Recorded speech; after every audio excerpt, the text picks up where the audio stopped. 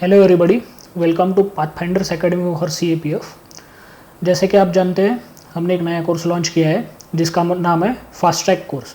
I am Utkarsh Tamboli, I am a tutor of history in Pathfinders academy.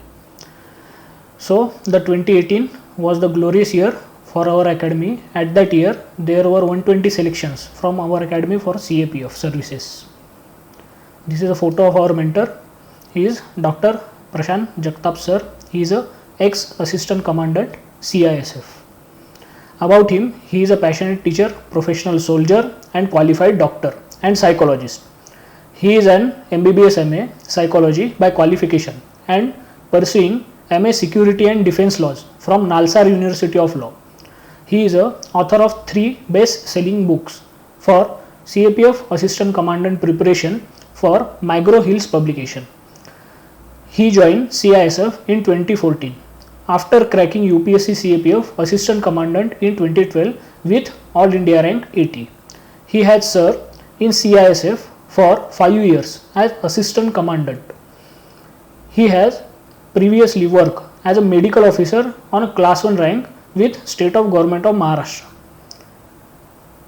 As assistant lecturer, he also worked in a forensic medicine in RCSM Government College, Kolhapur, Maharashtra.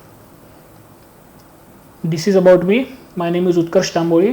I have 2+ year experience of teaching in both mediums, offline and online. I am preparing for the civil services with an history as an optional subject.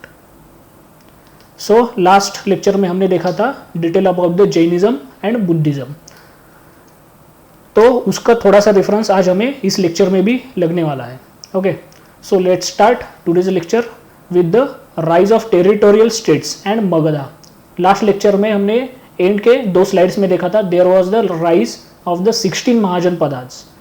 तो उसमें से मैंने बोला था कि 2 महाजनपदास जो थे उनका प्रोमिनेंटली राइज हुआ था, ईस्ट में मगधा एंड वेस्ट में Avanti.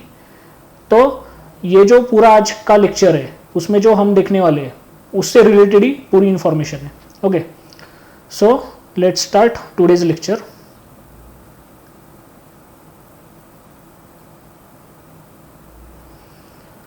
So there was the rise of warrior class because of the wars and iron. हमने एक चीज़ देखी थी ड्यूरिंग द वैदिक लेक्चर. वैदिक लेक्चर में हमने एक चीज़ देखी थी जिसमें कि नया वॉरियर क्लास जो था, जिसको मैंने कहा था कि जो मिडाइवल एज में जो सरदार होते थे उसका वो या फिर उसके टाइप का एक नया क्लास वहाँ पे इवॉल्व हो रहा था. और वो क्लास एंड प्रीस्ट्स यानी कि उस टाइम के जो भी पुरोहित वगैरह लोग थे उनमें पावर के लिए स्ट्रगल होना चालू हो गया था. और उसी टाइम के बाद there was the rise of 16 महाजनपदास. 16 महाजनपद राइज हुए थे और ये 16 के 16 महाजनपद जो थे ये डिवाइडेड थे बिटवीन 2 काइंड ऑफ पॉलिटी. एक में थी मोनार्की यानी कि जो किंग था वो रूलर था, और दूसरे में था रिपब्लिक. रिपब्लिक यानी कि छोटे छोटे मल्टीपल जो स्टेट्स थे वो उनके सिक्योरिटी या फिर कॉमन इंटरेस्ट के लिए एक होते थे और एक तरीके से रूल करते थे वहां पे. ओके, तो ये दोनों भी यानी कि monarchy as well as republic ये दोनों भी एक्सपांशन मोड में थे उस टाइम पे. दोनों भी एक्सपांशन मोड में थे. तो उसकी वजह से क्या होता था, वहां पे कंटिन्यूसली वॉर्स होते थे. और ये वॉर जो थे इनमें सबसे की फैक्टर जो वॉर के डिसीजन को चेंज करता था वो था आयरन. आयरन की वजह से there were the various type of quality weapons, और इसकी वजह से जो वॉर का रिजल्ट होता था वो हमेशा चेंज होता था. और 2 स्टेट, एक था मगधा और दूसरा था अवंती, ये दोनों स्टेट्स की जो लोकेशन है वो लोकेशन पे जो आयन होता है वो हमेशा ज्यादा पाया गया है. उस टाइम पे ये दोनों लोकेशन, मगधा कहाँ पे, आज छोटा नागपुर प्लेटू के वो रीजन में, और अवंती कहाँ पे, राजस्थान वाला अरवली वाला वो रीजन. तो उस टाइम पे दोनों भी जगह पे आयन को लार्ज अमाउंट में पाया जाने लगा था. और उसकी वजह से Magadha and Avanti both became the prominent mahajanapadas eight that time. उसके बाद एग्रीकल्चरल सरप्लस जो था वो उस टाइम पे चालू हुआ. क्यों? क्योंकि आयन के टूल्स जो थे वो यूज होना चालू हो गया था in the common daily life. Then due to agricultural surplus there was new civic duties. Civic duties यानी कि जो भी सिटीजन्स होते हैं किसी भी नेशन के, तो उनके लिए बेसिक फंडामेंटल जो नीड्स होती है उनके डे टू डे लाइफ को लय करने के लिए। तो उन सब चीज़ों का ख्याल रखना, that is nothing but the civil duties. And defence of territory, अब हुआ क्या, due to rise of 16 Mahajanapadas, उन्होंने क्या किया, अपनी अपनी अलग अलग टेरिटरीज बना दी थी और अपनी अपनी टेरिटरीज को डिफेंड करना उनके लिए सबसे ज़्यादा इंपॉर्टेंट था। And due to that defence of territory, और इसी का बाद में जाके जो एक्सटेंशन होता है वो होता है राष्ट्र में। ओके, राष्ट्र ये कंसेप्ट हमने लैटर वैदिक फेज में भी देखी थी और इसके बाद भी राष्ट्र आता है। Okay, then the need of money for the taxation and revenue. Last के लेक्चर में हमने देखा था कि there was the rise of the coins, और उन कॉइन्स को हमने कहा था punch mark coins, PMC, punch mark coins. तो इन कॉइन्स की वजह से हुआ क्या, उस टाइम के जो भी इकोनॉमिक ट्रांजैक्शंस होते थे वो करना इजी हो गया था, और वो इकोनॉमिक ट्रांजैक्शंस में टैक्सेशन एंड रेवेन्यू कलेक्शन ये दोनों इंपॉर्टेंट चीजें होती है। अब ये दोनों इंपॉर्टेंट क्यों है, क्योंकि जब तक टैक्सेशन नहीं आएगा या फिर रेवेन्यू नहीं आएगा तब तक कोई भी स्टेट या फिर कोई भी एम्पायर ग्रो नहीं करेगा। उसको ग्रो करना है तो कंपल्सरीली टैक्सेशन एंड रेवेन्यू चाहिए, और वो भी एक क्या बोल सकते हैं उसको, जस्टिफाइबल मैनर में। ऐसा नहीं कि कितने भी अमाउंट का टैक्सेशन या फिर कितने भी आर्बिट्री अमाउंट ऑफ रेवेन्यू वो वहां पे लगाएंगे, दिस इज नॉट पॉसिबल, और पब्लिक भी इसको सपोर्ट नहीं करेगी। सो जस्टिफाइबल अमाउंट में वहां पे टैक्सेशन और रेवेन्यू चाहिए, और due to punch mark coins ये दोनों चीजें टैक्सेशन एंड रेवेन्यू ये कलेक्ट करना इजी हो गया था।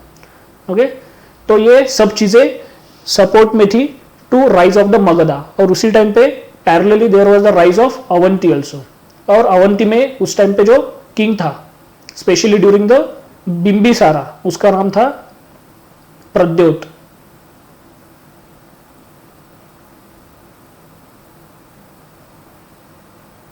Pradyot, king Pradyot was the king contemporary to the Bimbisara. तो सबसे पहले देखते हैं हम हरायन का डायनेस्टी। अब एक बात याद रखो कि जब भी कोई स्टेट तैयार होता है तो उसके अंदर मल्टीपल फैमिलीज रूल करते हैं जिनको कहा जाता है डिनेस्टीज। डिनेस्टी किसको कहा जाता है, उसमें भी फॉर एग्जांपल अगर फादर है तो फादर का अगर डिसेंडेंट बेटा ही अगर वहां का किंग बनता है, उसके बाद फिर से उसका बेटा ही फिर से अगर किंग बनता है, या फिर उसके फैमिली मेंबर वाला कोई भी किंग बनता है, तो ये जो हेरिडेटरी स्ट्रक्चर होता है इसको कहा जाता है डिनेस्टी। ओके, तो मगधा का राइज जो हुआ था प्रोमिनेंटली वो हुआ था अंडर द हरायन का डिनेस्टी। उसका फर्स्ट किंग था बिंबिसार। इसका जो रूलिंग पीरियड है वो है 544 BC to 492 BC, and he was a contemporary with the king Pradyota of the Avanti. तो ये जो बिंबिसार था इसने मगधा के एक्सपांशन के लिए 3 पॉलिसीज का इवोल्यूशन किया था। सबसे पहला था वॉर एंड एग्रेशन, जो भी मगधा के आसपास के टेरिटरीज थे या फिर महाजनपद थे लाइक मल्ला, देन काशी, देन कोसला, अंगा, तो उनको जीतने के लिए बिंबिसार ने वॉर एंड एग्रेशन ये पॉलिसी यूज की थी। उसके बाद जो मगधा से दूर एरियाज है जहां तक पहुंचने के लिए बहुत टाइम लगेगा, तो वो जो एरियाज थे उनके लिए उसने मैरिज नाम की पॉलिसी अडॉप्ट की थी। और ये पॉलिसी किसके साथ उसने डील की थी, there was a one clan जिसका नाम है मद्रा क्लैन। ये जो मद्रा क्लैन है ये उस टाइम के पंजाब में रूल करती थी। पंजाब का जो रीजन है आज का, उस टाइम पे वो वहां पे रूल करती थी। अगर आपने महाभारत देखा है तो जो किंग पांडु था उसकी सेकंड वाइफ थी Madri, she was also from the Madra देश। तो ये जो मद्रास थे ये उस टाइम के पंजाब में रूल करते थे। तो बिंबिसार जो था उसकी वन ऑफ द वाइफ थी फ्रॉम द मद्रा क्लैन, और उसके साथ उन्होंने मैरिज अलायंस यूज किया था। और थर्ड था फ्रेंडशिप, जो भी हरायन का डायनेस्टी या फिर मगधा के इक्वल का किंग था उसके साथ फ्रेंडशिप करो, उसके साथ वॉर करके फायदा नहीं, दोनों का नुकसान है। उसकी वजह से बिंबिसार ने फ्रेंडशिप की एक नई पॉलिसी भी इवॉल्व की थी to tackle with the equal और द प्रोमिनेंट एनिमी। तो उस टाइम पे इक्वल या फिर प्रोमिनेंट एनिमी जो था वो था अवंती का किंग प्रद्योत, क्योंकि इसके पास भी आयरन था और बिंबिसार के पास भी आयरन था उस टाइम पे। ओके, सो ये 3 पॉलिसीज इंपॉर्टेंट है। सबसे पहला वॉर एंड एग्रेशन जो करीबी थे, उसके बाद जो दूर थे उनके साथ मैरिज, और जो इक्वल या फिर प्रोमिनेंट थे उनके साथ फ्रेंडशिप। उसके बाद बिंबिसार, ऐसा कहा जाता है कि अजातशत्रु जो था ये वाज सन ऑफ बिंबिसार, जिसने कि बिंबिसार को ही प्रिजन में डाल दिया था। Okay, so Ajatashatru became the king, second king of the Haryana dynasty of the Magadha, जिसका टाइम पीरियड है 492 BC टू 460 BC। ओके, और एक चीज इंपॉर्टेंट बिंबिसार के टाइम की, बिंबिसार जो था उसके टाइम पे for the first time Rajgir became the capital. Okay, ये चीज याद रखो, Rajgir became the capital for the first time during the Bimbisara. तो अजातशत्रु जो था उसका टाइम पीरियड देखा हमने 492 BC टू 460 BC। अजातशत्रु की जो इंपॉर्टेंट पॉलिसी थी वो सिर्फ थी war and aggression, he was very aggressive person. Okay, तो यहाँ पे you can see the aggression जो था वो इसका बेसिक स्टेट पॉलिसी थी उसकी। ऑल नियर स्टेट जो थे, जो भी उस टाइम के महाजनपदास थे मगधा के आजू बाजू में, उन सबको इसने एग्रेशन करके जीत लिया था। इसने एक नए डिवाइस का इवोल्यूशन किया था जिसका नाम था कैटापुल्ट। अगर आपने हॉलीवुड की हिस्टोरिकल मूवीज अगर देखी होगी तो वहां पे एक मशीन होती है जो पत्थरों को फेंकती है लॉन्ग डिस्टेंस तक, तो वैसी वाली एक काइंड ऑफ मशीन जिसको कहा जाता था कैटापुल्ट, इसका इवोल्यूशन किया था अजातशत्रु ने। तो इसकी वजह से हुआ क्या, जो भी स्टेट उस टाइम पे थे, जो 16 महाजनपद थे स्पेशली अराउंड द मगधा, तो वो फोर्टिफिकेशन करते थे, फोर्टिफाई वॉल वहां पे कंस्ट्रक्ट की जाती थी। तो वो जो फोर्टिफाई वॉल होती थी उसको क्रैक करना ये कैटापुल्ट की वजह से बहुत ईजी होता था, क्योंकि ये क्या करते थे, बड़े बड़े पत्थरों को फेंकते थे वॉल पे, तो वॉल ऑटोमेटिकली गिर जाती थी। ओके, और सबसे इंपॉर्टेंट चीज जो इसने की थी वो थी फोर्टिफाइंग द राजगीर। हमने देखा राजगीर जो थी it became the capital of the Magadha during the Bimbisara, और उसी राजगीर को इसने फोर्टिफाई किया था। और वो फोर्टिफिकेशन की वजह से जो राजगीर था उसको कहा जाता है Girivraja. Okay, Girivraja is a alternate name for the Rajgir. तो अजातशत्रु जो था, ऐसा कहा जाता है कि Bimbisar and Ajatashatru both were the contemporary of the Buddha. तो अजातशत्रु जो था उसका एक मिनिस्टर था जिसका नाम था वत्सकारा। ऐसा कहा जाता है कि ही वॉज द वॉर मिनिस्टर, मतलब वॉर का जो भी अफेयर्स वगैरह होता था वो सब वत्सकारा देखता था। तो अजातशत्रु ने वैशाली जो था उनके ईस्टर्न में, यानी कि मगधा के ईस्टर्न में जो रिपब्लिक था जिसका नाम था वैशाली, जहां पे कुंडाग्राम नाम की प्लेस है, वहां पे हमने देखा था कि महावीर का बर्थ हुआ था। ओके, तो वैशाली को जीतने से पहले वत्सकारा को बुद्धा से डिस्कस करने के लिए भेजा था कि मैं वैशाली में अटैक करूं या नहीं। ओके, तो यहाँ पे रेफरेंस हमें मिलता है वत्सकारा का, और यहाँ पे सेकंड रेफरेंस हमें मिलता है कि अजातशत्रु के टाइम पे भी बुद्धा वाज लिविंग। और there are the also proof that Bimbisara and Buddha both were in a conversation. Okay, both were in conversation. उसके बाद अजातशत्रु का डिसेंडेंट आया जिसका नाम था उदयन। उदयन का रूलिंग पीरियड है 460 BC टू 444 यानी कि 444 BC। इसका इंपॉर्टेंट काम क्या था, इसने क्या किया, he built a fort at Pataliputra. याद रखो यहाँ पे पाटलिपुत्र जो है this was not the capital but this was a fort city. यहाँ पे for the first time Udayan ने अपना फोर्ट कंस्ट्रक्ट किया था।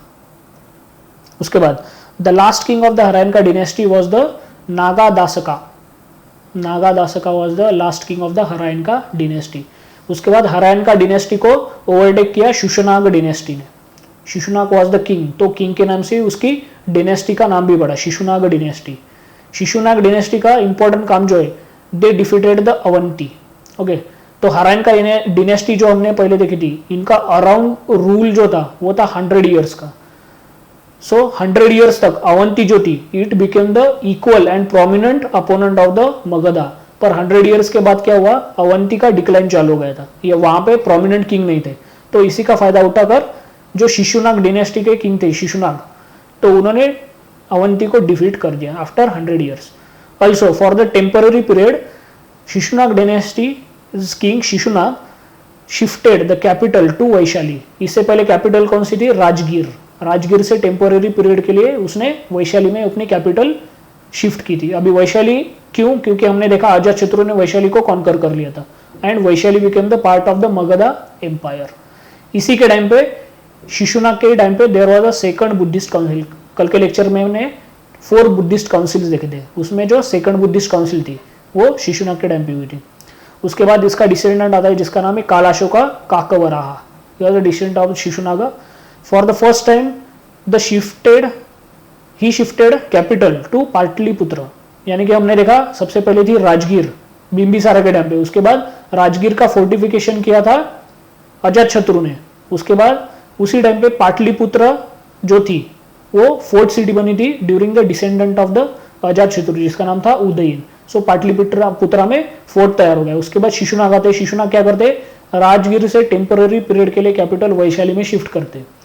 तो उसके बाद जो शिशुनाग था उसका डिसेंडेंट आता है जिसका नाम है कालाशोका काकवरा। तो ये क्या करता है, जो वैशाली की टेम्पररी कैपिटल थी उसको पाटलिपुत्रा में शिफ्ट करता है। तो याद रखो Pataliputra became the capital of the Magadha, वो कब, कालाशोका काकवरा के टाइम पे। और इसके बाद पाटलिपुत्र जो थी this became the second capital. और जब हम देखेंगे मौर्याज का टाइम पीरियड, तो मौर्याज के टाइम पे Pataliputra became the original capital of the Magadha. Okay, क्योंकि जब नंदाज थे, नंदा डिनेस्टी, तो उनके टाइम पे भी देयर वर 2 कैपिटल्स। उसके बाद शिशुनाग डिनेस्टी जो है उसका लास्ट किंग था Nandivardhana. Nandivardhana was the last king of the Shishunaga dynasty. उसके बाद देखते हैं नंदाज, जो शिशुनाग डिनेस्टी थी उसको ओवरटुक किया नंदाज ने। ऐसा कहा जाता है कि Nanda had the largest wealth of the India and largest army of the सब कॉन्टिनेंट एट दैट पीरियड। तो नंदा का जो फाउंडर था उसका नाम है महापद्मानंद।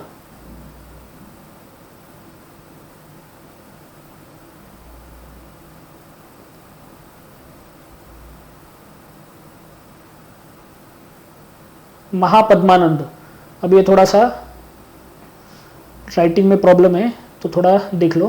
ओके, तो महापद्मानंद जो है he was a founder of the Nanda dynasty और उसने एक टाइटल दिया था, वो टाइटल था Ekarat. Ekarat was the title of the Mahapadmananda, यानी कि only one king who defeated all, उसको कहा जाता है एकारत। वो महापद्मानंद ने खुद को टाइटल दिया था। Mahapadmananda during Nanda dynasty defeated Kalinga and brought trophy of the जैना स्टैचू, यानी इसी से पता चलता है कि जो जैनिज्म था वो कलिंगा यानी कि आज का कोस्टल ओडिशा, तो वहां पे एक्सपांड हो चुका था और प्रोमिनेंटली एस्टेब्लिश भी हो चुका था। तो वहां पे जो जैना तीर्थंकरा की इमेज थी as a trophy Mahapadmananda Magadha में लेके आया था। Okay, and he is considered as a first empire builder along with the vast army, यानी कि इससे पहले जो भी हमने 2 डिनेस्टीज दी थी, कौन सी, एक हरायन का डिनेस्टी और सेकंड इज शिशुनाग डिनेस्टी। ये दोनों भी जो लोग थे इनको हम स्टेट बिल्डर कह सकते हैं। स्टेट बिल्डर क्यों, क्योंकि स्टेट जो होता है वो हमेशा एम्पायर जो होता है उससे छोटा होता है।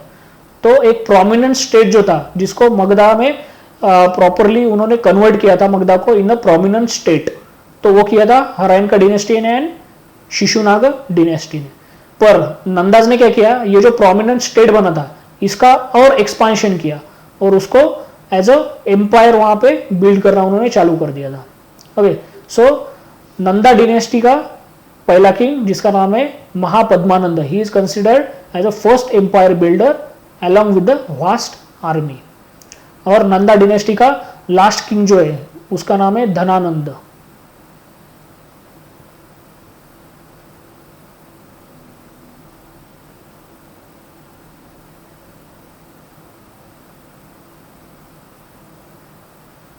Dhanananda, he was a last Nanda king. और चंद्रगुप्त मौर्य जो था उसने with the help of Chanakya या फिर कौटिल्य इसी धनानंद को हराया था और मौर्य डिनेस्टी का एस्टेब्लिशमेंट किया था in the Magadha empire. Okay, उसके बाद कॉजेस ऑफ मगधाज सक्सेस, ऐसे कौन से कॉजेस थे जिसकी वजह से सिर्फ 16 में से एक किंगडम यानी कि 15 जो महाजनपदास थे वो खत्म हो गए और सिर्फ एक किंगडम जो था जो बाद में एम्पायर बना। सबसे पहली चीज थी उसका एम्बिशियस रूलर्स। हमने जो अभी 3 डायनेस्टीज देखी, कौन सी, हरायन का, शिशुनागा एंड नंदा, उसमें एम्बिशियस रूलर्स थे जिनको कंटिन्यूसली एक्सपांशन करना था और खुद का रूल पूरे इंडिया में एस्टेब्लिश करना था। ओके, उसके बाद ज्योग्राफिकल एडवांटेज, अगर आप देखोगे उनका लोकेशन मगधा का स्पेशली उसमें तो 2 कैपिटल्स थी, एक थी राजगीर और दूसरी थी पाटलिपुत्र। इन दोनों की लोकेशन देखो तो इन दोनों को नेचुरल डिफेंस मिला था हिल्स का एंड रिवर्स का। तो उसकी वजह से जो मगधा की दो कैपिटल्स थे उनको एक एडवांटेज था कि कोई भी डायरेक्टली इन तक एक्सेस नहीं कर सकता था, पर बाकी के जो 15 महाजन पदास थे उनमें प्रॉब्लम क्या था, कोई भी आके इनको या फिर इनके कैपिटल को डायरेक्ट एक्सेस कर सकता था। और अगर एक बार कैपिटल दुश्मन के हाथ में लग जाती इट मीन्स वो स्टेट अभी खत्म हो गया।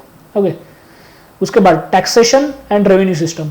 लेक्चर के स्टार्टिंग में ही हमने देखा था कि there were the evolution of the punch mark coins, इसकी वजह से टैक्सेशन एंड रेवेन्यू सिस्टम भी अच्छी तरीके से इवोल्व हुआ।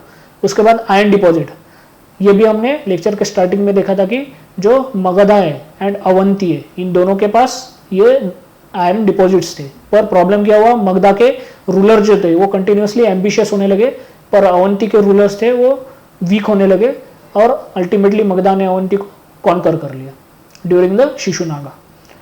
And advance technology, advance technology का एक एग्जांपल है कैटेपुल्ट, जो हमने देखा था। ये मशीन क्या करती थी, पत्थरों को फेंकती थी फोर्टिफाइड वॉल्स पे।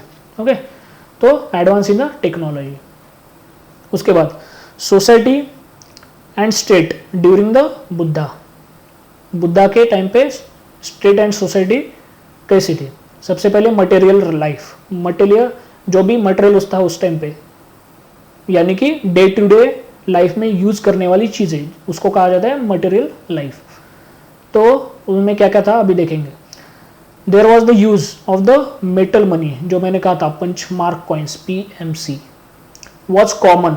एक्चुअली ये जो था इवॉल्व हुआ था ड्यूरिंग द बुद्धाज पीरियड, और बाद में स्पेशली जो डाउन सेक्शन था पूरा, या फिर लोअर सेक्शन भी बोल सकते हैं हम सोसाइटी का उस टाइम का, तो वहां तक जो ये PMC है ये गए थे ड्यूरिंग द मौर्यंस, क्योंकि मौर्यंस के टाइम पे मगधा जो था वो फ्लोरिश हो रहा था वेल्थ से। ओके, उसके बाद there was the rise in trade, trade में भी राइज हुआ था, एज वेल एज बिजनेस, और इसी को कहा जाता है सेकंड अर्बनाइजेशन। याद रखो, the rise of Mahajanapadas is called as second urbanization. तो फर्स्ट कौन सा था, फर्स्ट था इंडस वैले सिविलाइजेशन, यानी कि जो हड़प्पा कल्चर था उसको कहा जाता है फर्स्ट अर्बनाइजेशन, और जो महाजन पदा का पीरियड है उसको कहा जाता है सेकंड अर्बनाइजेशन। क्यों, क्योंकि वहाँ पे अर्बन सिटीज तैयार हुई थी। क्यों, वहाँ पे ट्रेड एंड बिजनेस ये दोनों चीज़ें इवॉल्व हो रही थी उसकी वजह से। ओके, उसके बाद there was a rise of new pottery, जिसका नाम है नॉर्दर्न ब्लैक पॉलिश वेयर्स। इससे पहले हमने देखा था ड्यूरिंग द आर्यंस, वहाँ पे एक पोटरी थी जिसका नाम था पेंटेड ग्रे वेयर PGW। तो PGW जहाँ जहाँ पे भी मिलती है, जिस साइड पे मिलती है, तो वो साइड को कंसिडर किया जाता है आर्यन साइड, पर जहाँ पे भी NBPW नाम की पोटरी मिलती है वो कंसिडर किया जाता है during the time of the Buddha. Okay, उसके बाद there was the use of the burn bricks. इससे पहले हमने देखा था कि जो फर्स्ट अर्बनाइजेशन हुआ था ये IBC में, वहाँ पे प्रॉपर 4:2:1 डायमेंशन वाली बेक या फिर बर्न ब्रिक्स यूज की जाती थी। पर उसके बाद जो आर्यंस आए थे उनके टाइम पे मड ब्रिक्स यूज की जाती थी, और फिर से यहाँ पे जब सेकंड अर्बनाइजेशन हुआ यहाँ पे भी बर्न ब्रिक्स का यूज होने लगा था। Some time mud brick and wood also, मतलब यहाँ पे ऐसा नहीं था कि यूनिवर्सली, जो कि हमने देखा था during the Indus valley civilisation, वहाँ पे यूनिवर्सली बर्न ब्रिक्स यूज होते थे, पर जो महाजन पदास थे उनके टाइम पीरियड में या फिर बुद्धा के टाइम पीरियड में मड ब्रिक्स एंड वुड, इनके साथ साथ बर्न ब्रिक्स, यानी कि ये तीनों आइटम्स या फिर ये तीनों रॉ मटेरियल्स यूज किए जाते थे for the construction. Then concentration of the artisans in urban areas. क्यों, क्योंकि वहाँ पे वॉर्स होने लगे, उसके बाद बिजनेस होने लगा, उसके बाद बिजनेस होने की वजह से क्या हुआ, वेल्थ जो थी वो इंक्रीज होने लगी, और ह्यूमन इवोल्यूशन का एक ये ऐसे एक यूनिकनेस है जब ह्यूमन के 3 फंडामेंटल जो थिंग्स होते हैं, कौन से, सबसे पहला होता है फूड, दूसरा शेल्टर, थर्ड इज क्लॉथ। तो ये 3 चीज़ें जब फुलफिलमेंट हो जाती है उसकी, तो उसके बाद वो थोड़ा थोड़ा आर्ट एंड कल्चर की तरफ मूव होना चालू कर देता है। और यहाँ पे हुआ क्या, अर्बनाइजेशन की वजह से ये तीनों बेसिक फंडामेंटल थिंग्स जो है वो जो ह्यूमन के सर्वाइवल को लगती है वो फुलफिल हो गई, और उसकी वजह से लोग जो थे वो आर्ट की तरफ मूव होने लगे। And due to that there was the concentration of the artisans in urban centre. Okay, उसके बाद there were the merchant streets, जहाँ पे मर्चेंट जो थे वो एक जगह पे मिलते थे या फिर वो मीटिंग करते थे वहाँ पे, और वो मर्चेंट स्ट्रीट जो थी उसको कहा जाता था वेसास। याद रखो, Vesas it means merchant street. Okay, उसके बाद कॉइन्स। उस टाइम पे हमने देखा था कि यहाँ पे पीएमसी का इवोल्यूशन हुआ था, पंच मार्क कॉइन्स का। तो उनमें कॉइन्स में कौन से टाइप थे? सबसे पहला था निष्का और दूसरा था सतमाना। तो ऐसा कहा जाता है Nishka is a synonym of the gold. तो ऐसा कहा जाता है कि निष्का जो थे वो गोल्ड कॉइन्स थे, सतमाना जो थे वो सिल्वर कॉइन्स थे। ओके, उसके बाद एग्रीकल्चरल टैक्सेशन, फिर से वही पॉइंट जो हमने स्टार्टिंग में देखा था, due to PMC there was the easy taxation. Then rise of use of iron, categorisation of villages. हुआ क्या, यहाँ पे अर्बनाइजेशन स्टार्ट हुआ था, और अर्बनाइजेशन स्टार्ट होने की वजह से जो विलेजेस थे उनके वर्क में चेंज आने लगा। फॉर एग्जांपल कंसिडर करते हैं, अगर ये अर्बन सेंटर है कोई, तो उसके आसपास अगर ये विलेज होगा तो ये विलेज का बेसिक फंक्शन क्या होगा? जो भी फूड सिक्योरिटी होगी वो अर्बन सेंटर की, उसको प्रोवाइड करना, यानी कि फ्रेश वेजिटेबल्स वगैरह। पर अगर कोई दूर होगा विलेज, कहाँ से? अर्बन सेंटर से, तो ये जो विलेज होगा इसका रोल अलग होगा। इसका रोल मेनली क्या हो सकता है कि ये जो भी पूरा एरिया है, ये पूरे एरिया को प्रोटेक्ट करना। तो इसकी वजह से हुआ क्या, there was the evolution of different categories of the villages. जो करीब थे उनका रोल अलग था, जो दूर विलेजेस थे उनका रोल अलग था। ओके, देन कौन से विलेजेस थे कैटेगरी में? उसमें सबसे पहला था कम्युनिटी विलेज, यानी कि ऐसे लोग जो उनकी आपस की कम्युनिटी को एस्टेब्लिश करके एक जगह पे रहने लगे थे, कम्युनिटी विलेजेस। दूसरा था क्राफ्ट विलेजेस, यानी कि जहाँ पे आर्टिजन्स वगैरह वहाँ पे रहते थे, परमानेंट सेटल हो चुके थे, ऐसे विलेजेस। क्राफ्ट में अभी सभी आते हैं, वहाँ पे टेक्सटाइल क्राफ्ट भी आता है एंड ऑर्नामेंटल क्राफ्ट भी आता है। ओके, तो craft villages and border villages, जो मैंने अभी यहाँ पे आपको एग्जांपल दिया था, किधर गया, हाँ ये वाला, कि अगर कोई विलेज दूर होगा तो वो क्या करेगा, ये पूरे एरिया को प्रोटेक्ट करेगा और अर्बन सेंटर जो है उसको उसके इवोल्यूशन के लिए हेल्प करेगा।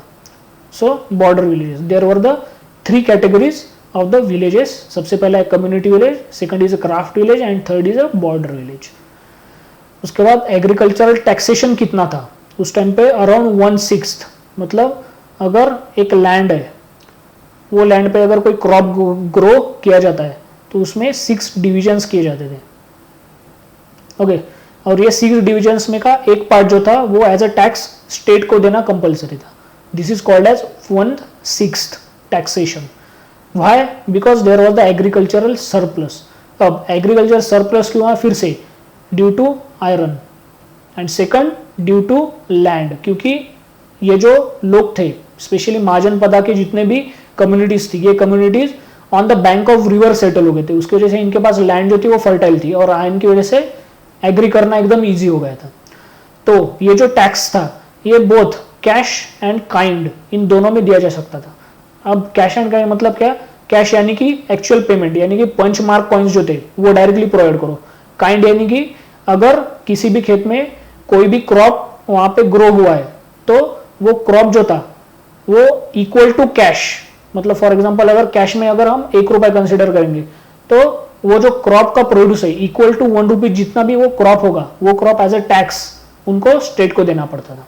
ओके, और ये 1/6 का कंसेप्ट हमने भी देखा। 1/6 मतलब क्या? ये लैंड है, उसमें 6 पार्ट होंगे, उसमें का एक पार्ट जो होगा वो कंपलसरी स्टेट को देना पड़ेगा। This was about the material life. अब देखते हैं एडमिनिस्ट्रेशन। एडमिनिस्ट्रेशन में there was a particular starting of the hierarchical administration. उसमें सबसे पहले आते थे महामात्राज, नाम में महा it means senior. Okay, senior, और उसको अल्टरनेटिव है हाईएस्ट ऑफिशियल्स, महामात्राज। और इन्हीं के साथ इन्हीं के लेवल के युक्ताज नाम के एक ऑफिसर्स थे जिनको प्रोविंसेस में रखा जाता था।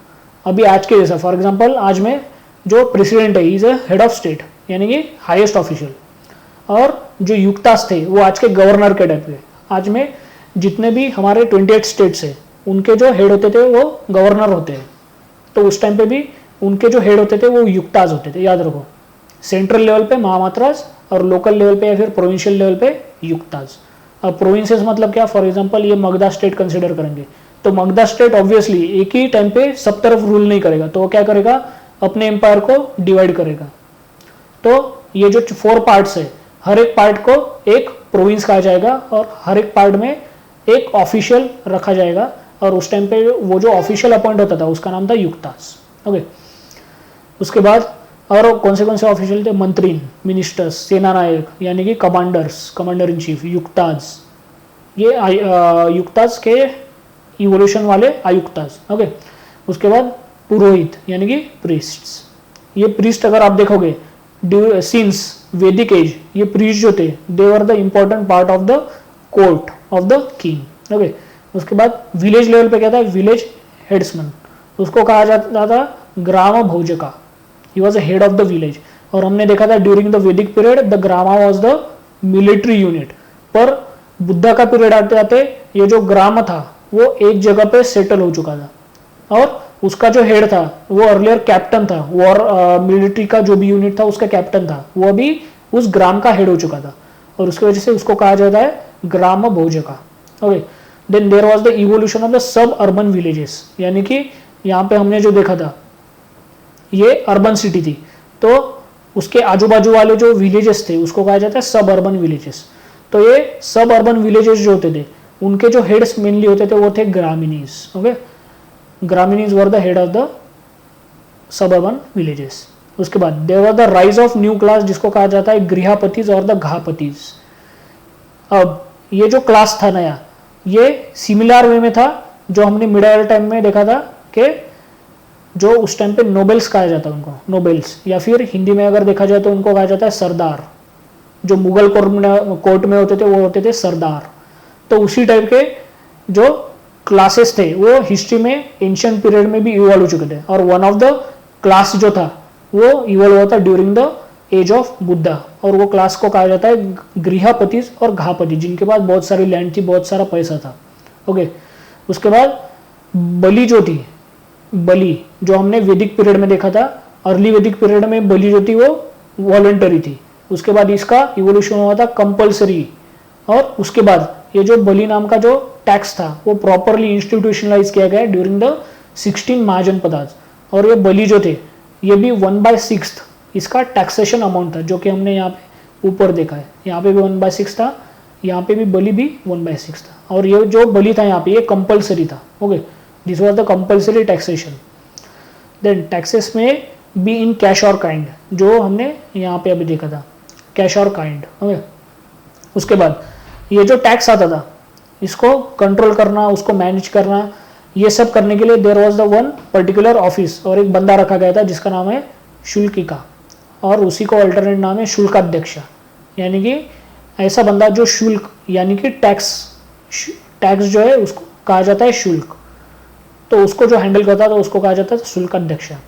ओके, टैक्स और टोल कलेक्टर, टोल भी इसी के अंडर आता है, सिर्फ नाम अलग है, टैक्स ही है, one of the kind. Okay, उसके बाद पीजेंट्स वर सब्जुगेटेड, यानी कि हुआ क्या यहाँ पे मोनार्की जो थी यानी कि किंगशिप, और उसके बाद राइज ऑफ द घापति यानी कि मल्टीपल सरदार, इन दोनों का राइज हुआ। उसकी वजह से हुआ क्या, जो कॉमन पुअर पीपल्स थे उनका ऑब्वियसली सब्जुगेशन हुआ। और पुअर पीपल मेनली कौन थे उस टाइम पे? Peasants, peasants were the poor people at that time, तो उनका सब्जुगेशन हुआ था। उसके बाद देखेंगे एक कंसेप्ट जिसका नाम है रिपब्लिक। हमने कल के लेक्चर में देखा था कि देयर वर द 16 महाजनपद जो डिवाइड हुए थे मोनार्की में और रिपब्लिक में। तो आज हम देखेंगे information about the Republic. Republic वहाँ पे प्रेजेंट थे या फिर उनका इवोल्यूशन हुआ था, इसका प्रूफ हमें कहाँ पे मिलता है? वो मिलता है दीघ निकाय नाम का एक बुद्धिस्ट अकाउंट है वहाँ पे। ओके, दीघ निकाय, उसमें हमें लिखा मिलता है कि देयर वर द रिपब्लिक। तो रिपब्लिक में हमने लास्ट लेक्चर में देखा था वहाँ पे मल्टीपल छोटे छोटे स्टेट्स थे जो कॉमन इंटरेस्ट के लिए एक आ गए थे। ओके, एक हो चुके थे, तो वो एक होके जो मीटिंग्स करते थे उसको कहा जाता था परिषद। परिषद it means the meeting of the multiple small autonomous states of the Republic. और जो परिषद होती थी वो ऑब्वियसली अगर कोई भी मीटिंग होगी तो उसका कोई तो चेयरपर्सन होना चाहिए या फिर प्रेसिडेंट होना चाहिए। तो उस टाइम पे जो मल्टीपल स्टेट्स थे उनमें से ही कोई इलेक्ट होके हेड बनता था परिषद का, और वो हेड को कहा जाता था गणाध्यक्षा, गणाध्यक्षा। ओके, आगे भी है देखेंगे गणाध्यक्षा। तो यहाँ पे ये जो नेम है ये अलग है थोड़ा। क्या है ये नेम? गण परिषद। ऑब्वियसली जो गण है it means small states, small state के जो भी रिप्रेजेंटेटिव्स होते थे, जो एक होते थे, तो उनको कहा जाता था गण। ओके, और जो परिषद होती थी इट मीन्स काउंसिल या फिर मीटिंग। तो गण परिषद इट मीन्स जो भी स्मॉल स्मॉल वहां पे ऑटोनोमस स्टेट्स थे उनके रिप्रेजेंटेटिव्स की मीटिंग यानी कि गण परिषद। और इनका जो हेड होता था उसको कहा जाता था गणाध्यक्ष।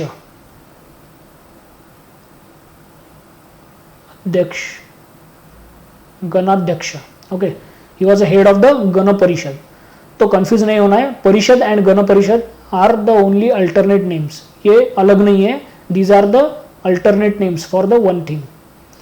Initially Brahmins were not included in the assembly but allowed in lighter phase. ये सबसे इंपॉर्टेंट चीज है, जो ब्राह्मिन्स थे यानी कि जो प्रीस्टली वर्क करते थे उस टाइम पे, इनका प्रोमिनेंस जो था वो मोनार्की में सबसे ज्यादा था। मोनार्की में रिचुअलिज्म वगैरह वो बाकी चीजें बहुत ज्यादा थी उसकी वजह से। पर रिपब्लिक में इनिशियली जो थे वो ब्राह्मिन्स को अलाउ नहीं किया गया था, पर लाइटर फेज में उनको अलाउ किया गया। उसके बाद रिपब्लिक में जो ऑटोनोमस स्टेट्स थे उनका एडमिनिस्ट्रेशन कैसा था? जो ऑटोनोमस स्टेट थे छोटे छोटे लाइक कपिल वस्तु जहाँ पे बुद्धा का बर्थ हुआ था, वहाँ पे होते थे राजा, उसके बाद होते थे उपराजा यानी कि वाइस किंग, आज के टाइम का डिप्यूटी प्राइम मिनिस्टर और डिप्यूटी सीएम। ओके, उसके बाद सेनापति, he was commander in chief, और सबसे लास्ट में बंदा ग्रहिका यानी कि ट्रेजरर। सबसे इंपॉर्टेंट चीज यहाँ पे क्या आता था? टैक्स। टैक्स को कंट्रोल करने के लिए प्रॉपर ट्रेजरर। ओके, उसके बाद woman, Dasas and Kammagaras were not allowed in assembly. Okay, ये सबसे इंपॉर्टेंट चीज है। ऐसा लग सकता है किसी को कि रिपब्लिक्स वर द लिबरल, वहां पे लिबरल नहीं थे।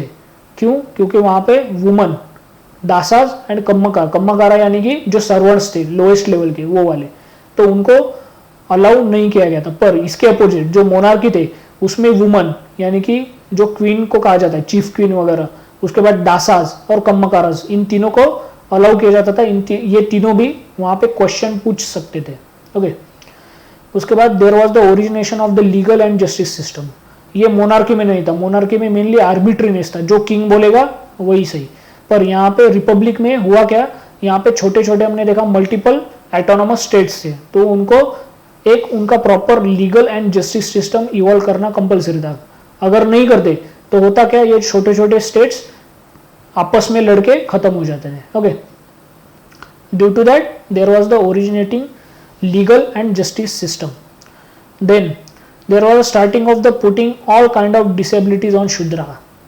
ये सबसे इंपॉर्टेंट चीज है। हमने देखा था वर्ना सिस्टम चालू हुआ था वो अर्ली वैदिक पीरियड से चालू हुआ था। यहाँ पे वो फ्लेक्सिबल था वर्ना सिस्टम। उसके बाद हमने देखा था लैटर वैदिक पीरियड, यहाँ पे वर्ना सिस्टम जो था वो रिजिड होता चला गया। उसके बाद टाइम आया बुद्धा का, यानी कि बुद्धा जो पीरियड में एग्जिस्टेड हुए वो वाला। तो यहाँ पे हुआ क्या? जो 4 वर्नास थे वो और रिजिड बन गए, और जितने भी इंपॉर्टेंट वर्क थे जिनमें मेहनत लगती थी वो सब के सब वर्क लास्ट वाला जो वर्ना था जिसको कहा जाता है शूद्रा, उन पे डाले गए थे। और जितने भी प्रिविलेजेस ऑफ लग्जरियस वर्क थे या फिर लग्जरियस लाइफ थी वो अपर 3 वर्नाज ने अडॉप्ट करना चालू कर दिया था। और यहीं से इन दोनों में अपर 3 वर्नाज एंड लास्ट वाला वर्ना, इनमें क्लैशेस होना चालू हो गया था। ओके, और इसी की वजह से this is also called that the Buddhism and Jainism, जो हमने लास्ट वाले लेक्चर में देखा था, वो रैपिडली एक्सपांड क्यों हुई? क्योंकि ये जो 4th वर्ना के लोग थे इन्होंने इन दोनों रिलीजन्स को अडॉप्ट करना चालू कर दिया। क्यों? क्योंकि इनको वैदिक ट्रेडिशन जो थी यानी कि जहां से 4 वर्ना सिस्टम का कंसेप्ट आया था वो जस्टिस नहीं दे रही थी। ओके, उसकी वजह से। देन आते हैं अभी मौर्यास पे, मौर्यन एज। हमने देखा था लास्ट वाला जो मगधा किंग था या फिर लास्ट वाली मगधन डिनेस्टी जो थी जो वहां पे रूल कर रही थी उसका नाम था नंदाज। और नंदाज को हटा के with the help of Chanakya Chandragupta Maurya Magadha का किंग बन गया था। अब मौर्यज एग्जिस्टेड थे, उनका प्रूफ हमें कहाँ पे मिलता है तो वो देखते हैं अभी सोर्सेस के अंदर। तो देयर आर द बुद्धिक टेक्स्ट। सबसे पहले 3 पिटकास, सुत्त पिटक, अभिधम्म पिटक एंड विनय पिटक। उसके बाद दिव्यवदना, उसके बाद जातक कथा, देन महापरिनिब्बाण सुत्ता, दीपवंशा एंड महावंशा। तो इतने सारे बुद्धिस्ट टेक्स्ट है जहाँ पे मौर्यंस का मेंशनिंग हुआ है। अब ये दीपवंशा एंड महावंशा, ये जो दो टेक्स्ट है, these are the Sri Lankan text, याद रखो ये श्रीलंका के टेक्स्ट है। क्यों? क्योंकि अशोका ने श्रीलंका में बुद्धिज्म का एक्सपेंशन किया था, उसकी वजह से। उसके बाद जैना, जैना का जो पहला टेक्स्ट है वो है अचरांग सुत्ता और दूसरा है सुत्ता निपता। तो ये दो टेक्स्ट है जो मौर्यन के होने का प्रूफ देते हैं। उसके बाद हिंदू टेक्स्ट, इसमें पहला आता है पुराणाज, पुराणाज में बहुत सारी मौर्य की स्टोरीज है। उसके बाद अर्थशास्त्र जो खुद चाणक्य ने लिखा है, और थर्ड इज अ मुद्रा राक्षस। ये जो मुद्रा राक्षस है ये बुक लिखा है विशाखा दत्त नाम के राइटर ने।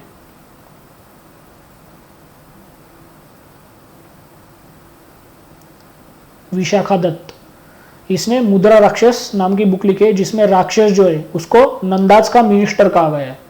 ओके, उसके बाद फॉरेनर, कौन से फॉरेनर अकाउंट है जिससे हम मौर्य के होने का एग्जिस्टेंस का पता लगा सकते हैं। सबसे पहला मैगस्थनीज, सबको पता है इसकी बुक जिसका नाम है Indica, Indica. Second is Strabo, third Diodorus, then Arrian, और सबसे लास्ट में लिचर। So these were the various kind of sources जिससे हमें पता लगता है कि there was the existence of the Mauryas. उसके बाद what were the causes of rise of Maurya. सबसे पहला कॉज है ऑपरेसिव रूल ऑफ नंदा, जो मैंने कहा था कि धनानंद जो था लास्ट रूलर, उसको कॉमन पीपल्स का कुछ लेना देना नहीं था, वो अपने लाइविश लाइफ में खुश था। तो ऑब्वियसली जो कॉमन पीपल्स थे वो सब्सटीट्यूशन ढूंढने लगे, ऑप्शन ढूंढने लगे, और चंद्रगुप्त मौर्य था उसने वो ऑप्शन दिया और लोगों ने इसको सपोर्ट किया था।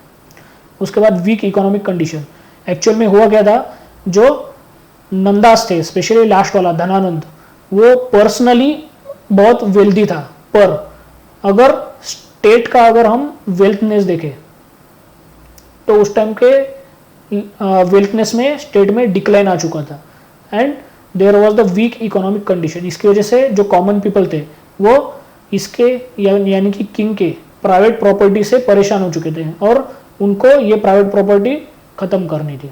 Okay, this was also one of the cause कि कॉमन पीपल जो थे उन्होंने चंद्रगुप्त मौर्य सपोर्ट दिया था। उसके बाद policies of the Kautilya, Kautilya यानी कि चाणक्य, और उसी का थर्ड जो नाम है वो है विष्णुगुप्त शर्मा। ओके, ये तीनों नाम एक ही बंदे के। तो ऐसा कहा जाता है कि इसने अलग अलग पॉलिसीज यूज की, लाइक डिवाइड एंड रूल वाली, और जो नंदास थे उनके एडमिनिस्ट्रेशन को कोलैप्स कर दिया और अल्टीमेटली जो धनानंद था उसको मरवाया by the hands of Chandragupta Maurya, और एक नया रूल, मौर्यन रूल, जो जस्टिफाइबल रूल था उस टाइम पे कॉमन पीपल्स के लिए, उसका इवोल्यूशन किया था। उसके बाद new ideology of heterodox sects.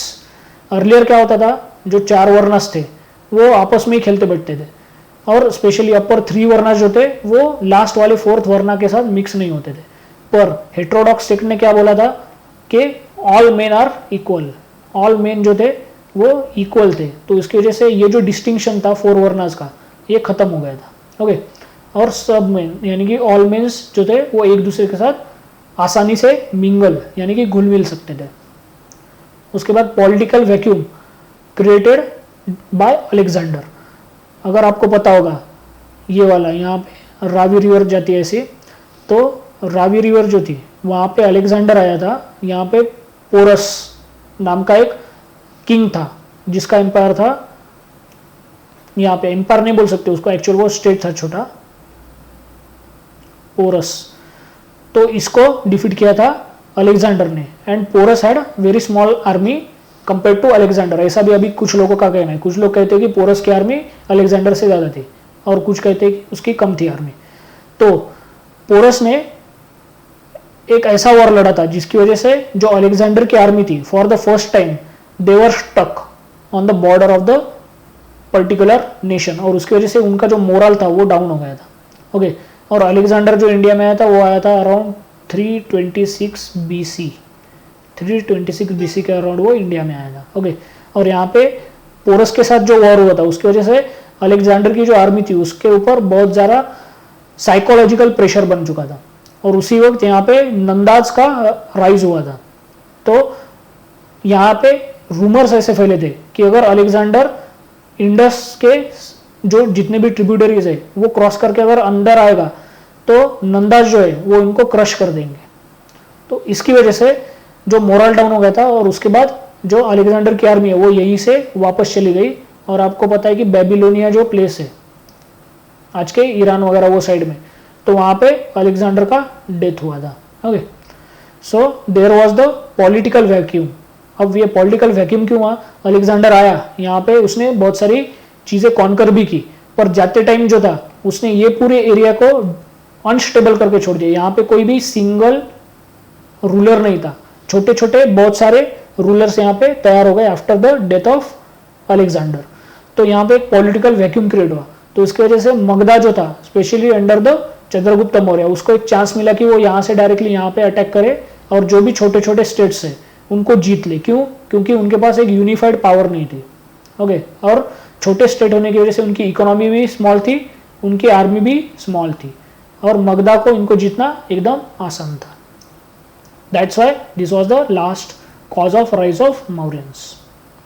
यहाँ पे आपको पता ही है mastermind of the Mauryas Chanakya, और यहाँ पे this was the Macedonians and these were the Magadhans. Okay, उसके बाद देखते हैं नंदास को टुक ओवर किया मौर्यज ने, मौर्यन डिनेस्टी।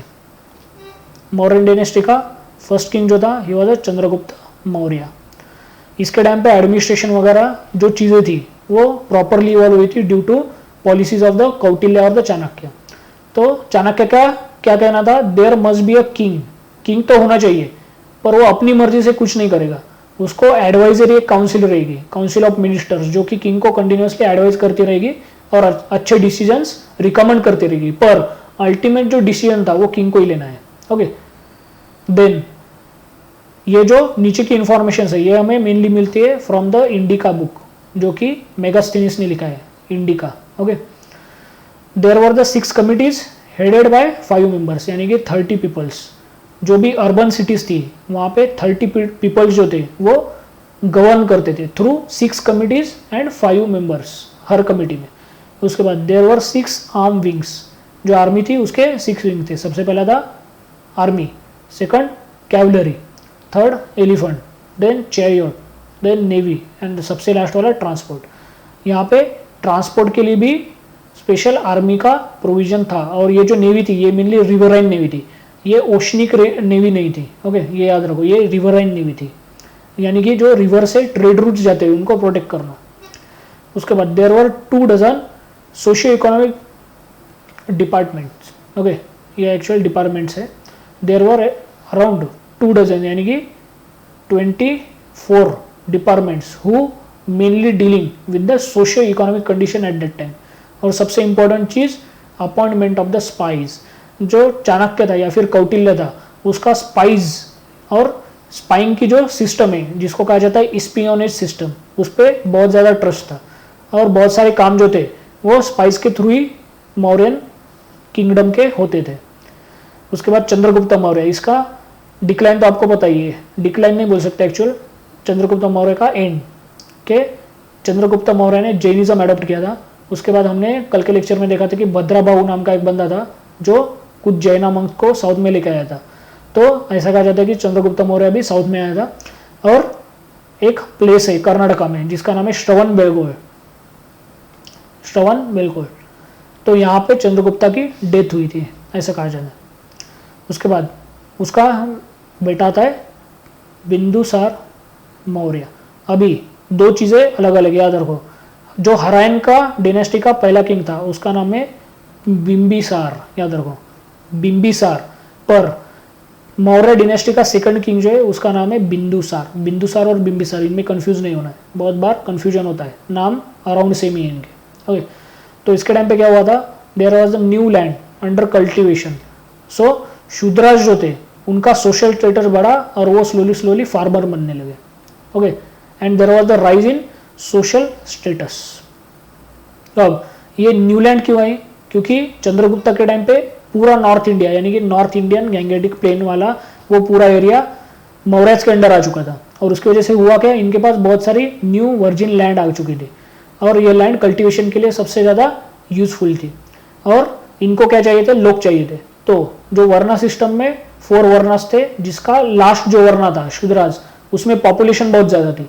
तो बिंदुसार ने क्या किया, वो पॉपुलेशन को नए कॉन्कर्ड एरिया में सेटल करना चालू कर दिया, और उसकी वजह से हुआ क्या, वो एग्री करने लगे, और एग्री करने की वजह से उनका जो सोशल स्टेटस है एज अ फार्मर वो भी बढ़ना चालू हो गया था। ओके, और हिस्ट्री में हमेशा याद रखो, ऐसा नहीं है कि ये जो 4 वर्णा है ये हमेशा रिजिड थे, हमेशा इन चारों वर्णाज में एक्सचेंज होता रहा। कभी कभी कुछ लोग ऐड होते थे, कुछ एक्सक्लूड होते थे। ओके, ऐसा नहीं था कि एक बार अगर 4 वर्णाज में एंट्री हो गई तो कभी बाहर ही नहीं निकलेगा, वो कभी कभी बाहर भी निकलते थे।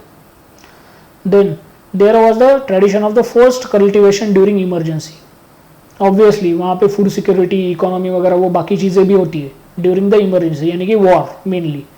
तो उसकी वजह से वहाँ पे फोर्स्ड कल्टिवेशन जो था उसका ट्रेडिशन चालू हुआ। उसके बाद there were the various taxes like tax on irrigation, tolls etcetera. उसके बाद आता है हिस्ट्री का सबसे पहला पर्सन जिसको एक्चुअल में हम चक्रवर्ती कह सकते हैं। हमने फर्स्ट लेक्चर में देखा था चक्रवर्ती के concept. Okay, from the mountains of the Himalaya up to the Dhanushkodi and from the Brahmaputra to the east of the Indus, वो पूरा रीजन जो जिसके अंडर आता है उसको चक्रवर्ती कहा जाता था। उसके बाद अशोका मौर्य, उसका रूलिंग पीरियड है 273 BC टू 232 BC। ओके, तो उसका सिग्निफिकेंस क्या है, रॉक एंड पिलर एडिक्ट्स, सबसे important part.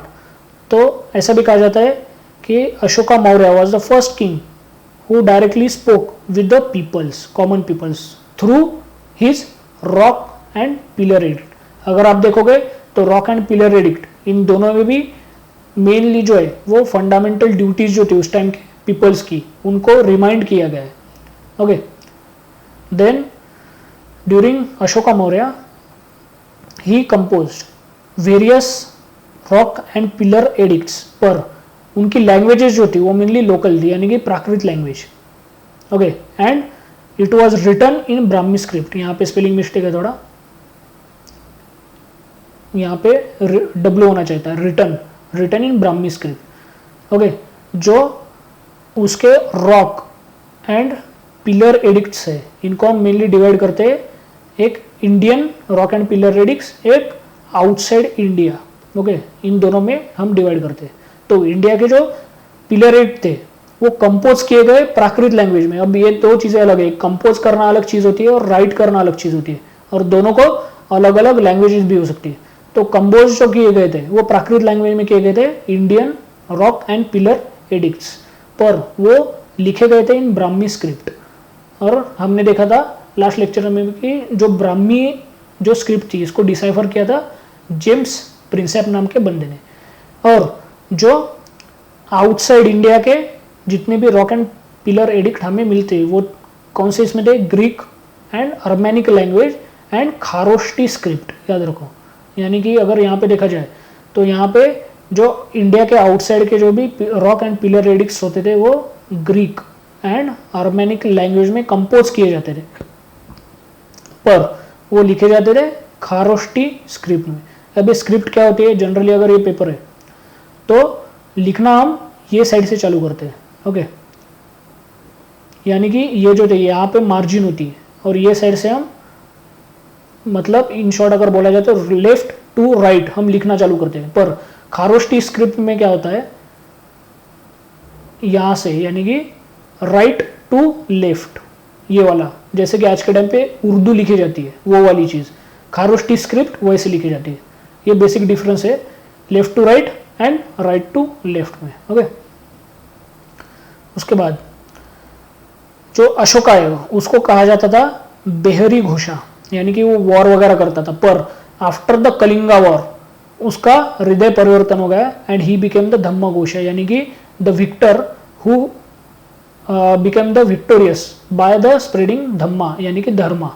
Okay, that's why he was also called as missionary ruler. क्यों कि उसने, क्योंकि अशोका मौर्य ने बुद्धिज्म को पूरे वर्ल्ड में एक्सपांड किया था।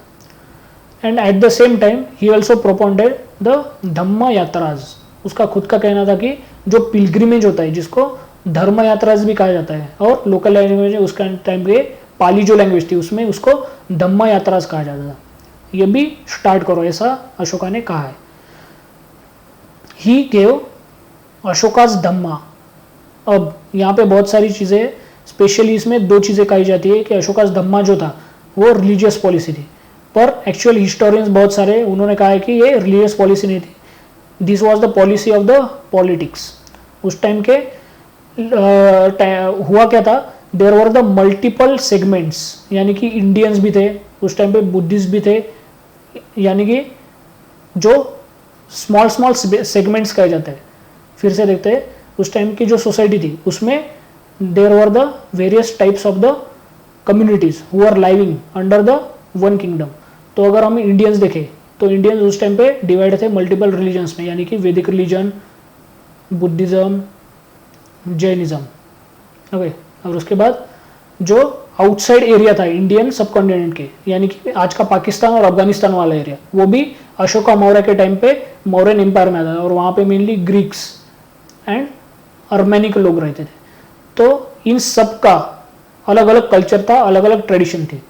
तो इन सबको यूनाइट करने के लिए एक पॉलिसी तैयार की गई बाय द अशोका मौर्य, और उसको कहा गया अशोकास धम्मा। अशोकास धम्मा क्यों कहा गया, और ये पॉलिटिकल पॉलिसी क्यों है, रिलीजियस पॉलिसी क्यों नहीं? क्योंकि जो धम्मा बुद्धा ने कहा है उसका मेन एम जो है वो है निर्वाण। याद रखो, निर्वाण जो है वो एक्चुअल रिलीजियस पॉलिसी का इंपॉर्टेंट एम है, जो बुद्धा ने खुद कहा है। पर अशोका का जो धम्मा है उसमें कहीं पे भी निर्वाण शब्द नहीं लिखा है, and that's why it is called as the Ashoka's Dhamma was the political policy, it was not religious policy. तो जो अशोका का धम्मा था उसको प्रॉपर ग्राउंड लेवल तक मैनेज करने के लिए अशोका ने एक नई मिनिस्ट्री भी निकाली थी, और कुछ बंदे भी रखे थे जिनको कहा जाता था Dhamma Mahamatras. These were the people who overwatch Dhamma propagation. और उसी के टाइम पे हमने अर्लियर भी देखा था कि there was the evolution of the proper justice system. तो उसी का एक एक्सटेंशन था राजूकाज। राजूकाज नाम के कुछ पीपल थे जो जुडिशरी हैंडल करते थे प्रोविंशियल लेवल पे। ओके, उसके बाद this is a Ashokan pillar, here you can C Ashokan pillar, और यहाँ पे ब्राह्मी स्क्रिप्ट। तो मौर्यंस के टाइम पे इकोनॉमी क्या थी? इकोनॉमी जो थी उसका जो बेस था वो हमेशा किंग था, और किंग को उस टाइम पे कहा जाता था धम्म और धम्म प्रवर्तक। ओके, यानी कि जो धम्म को या फिर धर्म को प्रोपैगेट करता है और एक्सपांड करता है। उस टाइम पे जो भी डिपार्टमेंट्स थे उसको कहा जाता था तीर्थाज। उसका इंपॉर्टेंट फंक्शनरीज एंड डिपार्टमेंट्स में सब डिवीजन था। देयर आर 27 अध्यक्षास। याद रखो, अध्यक्षास यानी कि हेड्स, लीडर्स, जो कि अलग अलग तीर्थास को हेड करते थे, यानी डिपार्टमेंट्स को हेड करते थे। 27 अध्यक्षास। उसके बाद ऑफिशियल्स कौन से थे? मंत्री, पुरोहित, पुरोहित यानी कि स्पिरिचुअल लेवल पे काम करेगा ये बंदा। सेनापति जो वॉर वगैरह सारी चीज़ें। युवराज, युवराज जो था उस टाइम पे जो प्रोविंसेस थे वहाँ पे इसको रूल करने के लिए भेजा जाता था, सो दैट युवराज को थोड़ा एक्सपीरियंस है रूलिंग का, और जब वो राजा बनेगा तो अच्छा राजा बनेगा। उसके बाद स्पाइस, सबसे इंपॉर्टेंट चीज़ जिसपे मौर्यन एम्पायर का सक्सेस डिपेंड था, स्पाइस।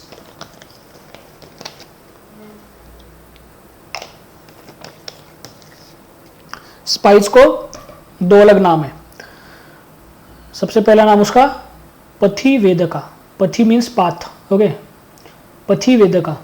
उसके बाद दूसरा गूढ़ पुरुषा, पुरुष यानी कि मेन, गूढ़ यानी कि सीक्रेट, गूढ़ पुरुष यानी कि सीक्रेट मीन्स। ये अल्टरनेट नेम थे स्पाइस के लिए उस टाइम पे। उसके बाद जो पेमेंट होती थी उस टाइम पे ऑफिशियल्स की वो होती थी इन द पानास। अब what is mean by pana? It was a silver coin, पर उसका वेट जो था it was a 3/4 of the part of tola. मतलब एक तोला जो होता है उसका 3/4 जो पार्ट था इट वाज कॉल्ड एज 1 पाना। और ये जो था ये सब सिल्वर का था, गोल्ड का नहीं था, याद रखो, सिल्वर का था ये सब।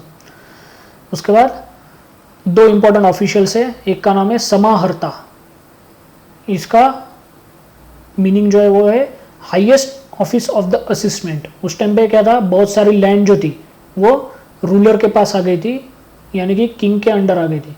तो पूरी लैंड को असेस करना और पूरे लैंड के असेसमेंट के बाद वहाँ के कितना टैक्स आएगा वो सारी चीज़ें अकाउंटिंग करना, वो सब चीज़ें करता था उस टाइम पे एक ऑफिशियल जिसका नाम है समाहर्ता, और दूसरा है Sannidhata meaning custodian of a revenue. Obviously यहाँ से जो रेवेन्यू आएगा वो इसके अंडर जाएगा।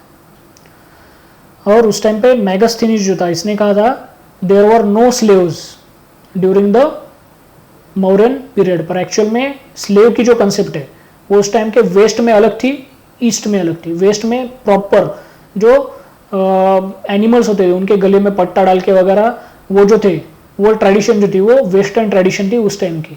पर इंडिया में क्या होता था, स्लेव्स जो होते थे वो मेनली डोमेस्टिक स्लेव्स होते जिनको पेमेंट नहीं दी जाती थी, यानी कि वेजेस नहीं दिए जाते थे, पर बाकी सब चीज़ें उनका खाना, उनका क्लॉथ्स, उन सब का केयर किया जाता था। तो ड्यू टू दिस डिफरेंस मैगस्थीनिस को समझ नहीं आया कि इंडियाज में स्लेव नहीं है। Okay, that's why he said that there were no slaves during the Mauryan period. उसके बाद अशोकाज धम्मा जो हमने अभी देखा था, okay, policy Ashoka's dhamma. Cause, what was the cause for Ashoka's dhamma? Culmination of the various cultures of Indian subcontinent. Indian subcontinent, यहाँ पे you can see the whole subcontinent.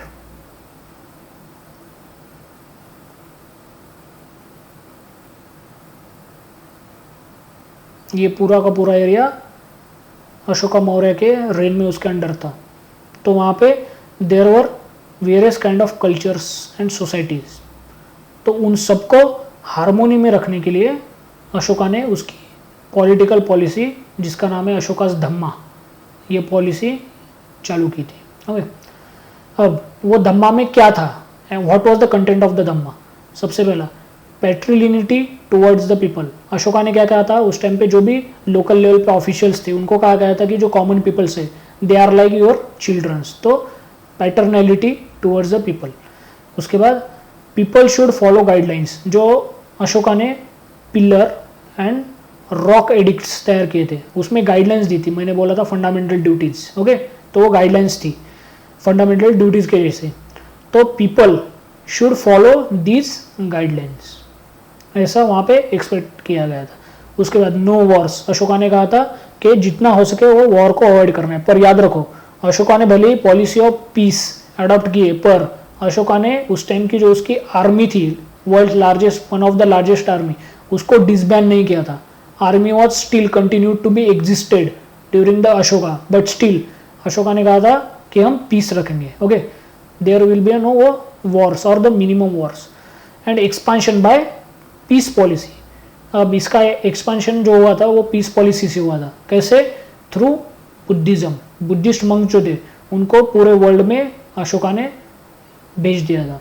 Okay, so through expansion of the peace policy. उसके बाद धम्म यात्राज जो अभी हमने last slide में देखा था, pilgrimage, Dhamma yatras, but he never talk about the nirvana and took all good things from other religions also.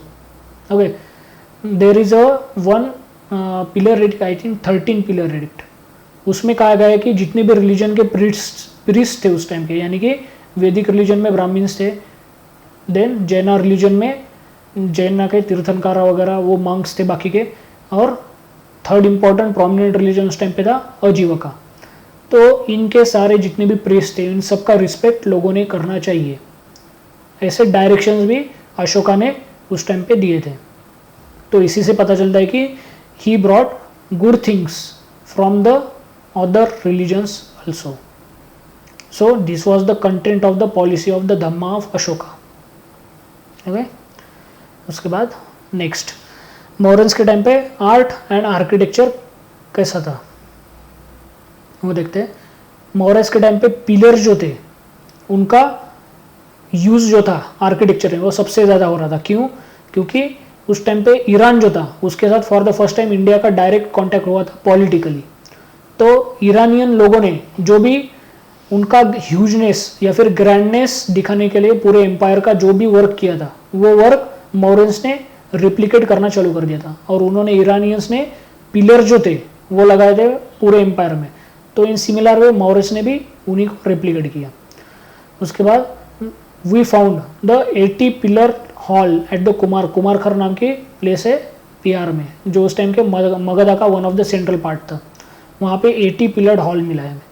उसके बाद हमने ये चीज़ देखी थी NBPW, ये इवॉल्व हुआ था ड्यूरिंग द महाजनपदास। तो यहाँ पे NBPW जो था इसका इवोल्यूशन हुआ था। उसके बाद दाउली नाम की एक प्लेस है, वहाँ पे हाफ एलिफेंट है। हाफ एलिफेंट यानी कि वो एलिफेंट का सिर्फ सर दिखता है, धड़ नहीं है वहाँ पे। ओके, उसके बाद दीदारगंज नाम की एक प्लेस है, वहाँ पे एक यक्षिनी की वहाँ पे एक स्टैचू मिली है वहाँ पे। ओके, उसके बाद oldest granted cave of the India, वो थे 12 केव्स। और ओल्डेस्ट ग्रांटेड केव्स जो थे वो किसने ग्रांट किए थे? अशोका ने ग्रांट किए थे। किनको ग्रांट किए थे? अजीवका नाम के सेक्ट में। याद रखो, Ashoka personally was following Buddhism, पर ऐसा नहीं था कि वो सब कुछ एक ही रिलीजन के लिए गए। ही वॉज अ टॉलरेंट किंग। तो उसने 12 नाम के केव्स थे, तो वो अजीवकास को डोनेट किए थे। And these were the oldest granted cave of the Indian history. इसके बाद बहुत सारे केव्स जो थे वो ग्रांट किए गए बाय द मल्टीपल किंग्स, पर इसकी स्टार्टिंग जो की थी वो की थी अशोका ने। Okay, and at that time for the first time there was the starting of the art of making steel. इससे पहले हमने देखा था कि 1000 ईयर यानी कि 1000 BC में there was the invention of the iron, और अराउंड 800 BC में वो जो आयरन था वो कॉमन यूज में आ चुका था। तो अराउंड 300 BC के आते आते यहाँ पे स्टील का जो मेकिंग टेक्निक थी, स्टील का इवोल्यूशन जो था वो यहाँ पे आना चालू हो चुका था। याद रखो, 1000 में आयरन, 800 आते आते कॉमन, उसके बाद 300 आते आते starting of the steel. Okay, उसके बाद अभी देखते हैं what were the causes of fall of Maurya empire. Maurya empire fall या फिर डिक्लाइन क्यों हुआ? सबसे पहला सेंट्रलाइज्ड एडमिनिस्ट्रेशन, सबसे इंपॉर्टेंट चीज़। जो चाणक्य या फिर कौटिल्य जिसको कहा जाता है, उनकी जो पॉलिसी जो थी वो मेनली बेस्ड थी सेंट्रलाइजेशन पे, यानी कि किंग जो है वो हमेशा स्ट्रांग होना चाहिए। पर प्रॉब्लम क्या हुआ, पहले जो 3 किंग थे वो स्ट्रांग थे, पर उसके बाद वाले जो किंग थे वो थोड़े वीक थे, और उनकी वजह से जो सेंट्रलाइज एडमिनिस्ट्रेशन जो था वो डिसेंट्रलाइज होने लगा, और लोकल लेवल पे बहुत सारे लोग एटोनॉमस लेवल पे अपना अपना काम करना चालू कर दिया। ओके, उसके बाद इंटरनल रिवोल्ट्स। ऑब्वियसली अगर लोकल लेवल पे, एटोनॉमस लेवल पे लोग काम करना चालू कर देंगे तो वहाँ पे इंडिपेंडेंस की डिमांड उठेगी, और उसकी वजह से इंटरनल रिवोल्ट्स वहाँ पे चालू हो गए थे। उसके बाद न्यू नॉलेज जो था वो अलग अलग एरियाज में फैलना चालू हो गया था ड्यूरिंग द मौर्याज। यहाँ पे हमने देखा था कि मौर्यन का एरिया आप देख लो एक बार, पूरा का पूरा जो सब कॉन्टिनेंट है वो पूरा का पूरा सब कॉन्टिनेंट मौर्यस के अंडर था। पर ये जो पाटलिपुत्र था, ये वाला रीजन, छोटा नागपुर प्लेटू, यहाँ पे आयरन जो था उसके माइंस थे, और इसका एक्चुअल यूज कैसे करना है, प्रोडक्टिव यूज, ये मगधन्स को पता था। पर हुआ क्या है, एक्सपांशन हुआ किसका, मौर्यन के टेरिटरी का।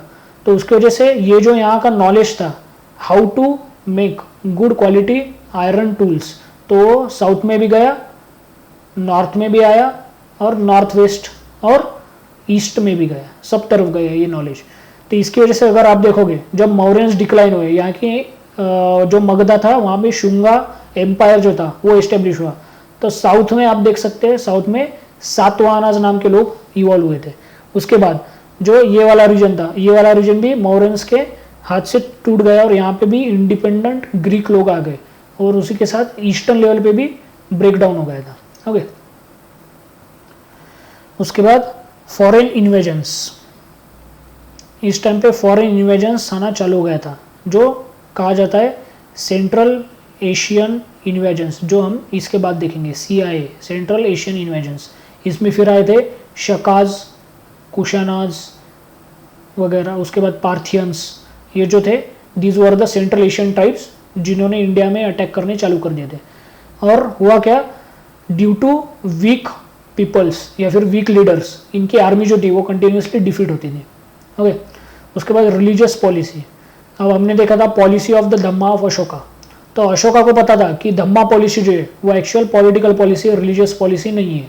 ओके, पर उसके जो डिसेंडेंट थे उनको क्या लगा कि ये रिलीजियस पॉलिसी है, तो इसकी वजह से जो बाकी रिलीजन के पीपल थे वो किंग के खिलाफ होना चालू गए और पॉलिटिक्स जो थी वो ब्रेक डाउन होना चालू गए वहाँ पे due to bias religious policies. Okay, और इसके बाद इसका डायरेक्ट रिजल्ट अगर देखेंगे हम तो इसका डायरेक्ट रिजल्ट था after the decline of Mauryas there was the rise of Shungas. Shungas का वहाँ पे राइज हुआ था and Shungas were the follower of the Vedic tradition. And financial crisis, obviously अगर आप देखोगे यहाँ पे फिर से इतना बड़ा एम्पायर है, इतना बड़ा एम्पायर है पर यहाँ पे कोई वॉर नहीं है और इतनी बड़ी एडमिनिस्ट्रेटिव सिस्टम है और इतने बड़े एडमिनिस्ट्रेटिव सिस्टम के साथ ही इतनी बड़ी मिलिट्री भी है। तो इनका खर्चा जो था वो क्या बोल सकते हैं, अगर रूड हिंदी में बोलेंगे तो फालतू खर्चा था इनका। यहाँ पे एक्चुअल खर्चा करने की कोई ज़रूरत नहीं थी, पर यहाँ पे खर्चा जो था इनका एक्सपेंडिचर वो कंटिन्यूसली बढ़ रहा था। तो इसकी वजह से हुआ क्या, फाइनेंशियल क्राइसिस वहाँ पे होना चालू हो गया था। उसी के साथ इनकी जो रिलीजियस पॉलिसी थी, इनकी मतलब लाइटर मौर्यंस की, मतलब आफ्टर द अशोका, तो रिलीजियस पॉलिसी जो थी वो बायस होना चालू हो गया था, यानी कि वो एक ही रीजन की तरफ टिल्ट होना चालू हो गए थे। इसकी वजह से हुआ क्या, उनको ज़्यादा से ज़्यादा डोनेशंस ग्रांट्स देने पड़ रहे थे। इसकी वजह से फिर से जो ऑलरेडी फाइनेंशियल क्राइसिस स्टेट में इवॉल्व हो रहा था उसको स्पीड मिला and due to that crisis there was the fall of the Maurya empire. और फॉल जो था मौर्य एम्पायर का वो हुआ था 180 BC बिफोर कॉमन इरा।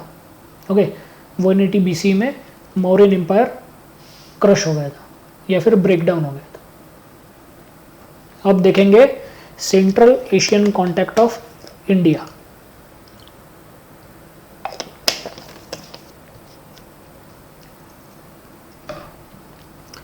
आप सभी को पता है कि इंडिया में जो इन्वेजन किया था वो सबसे पहले किया था मेसोडन नाम का एक स्टेट था। कहाँ पे था, यहाँ पे ग्रीस है, तो ग्रीस के मिडल में एक मेसोडन नाम का स्टेट था उसका।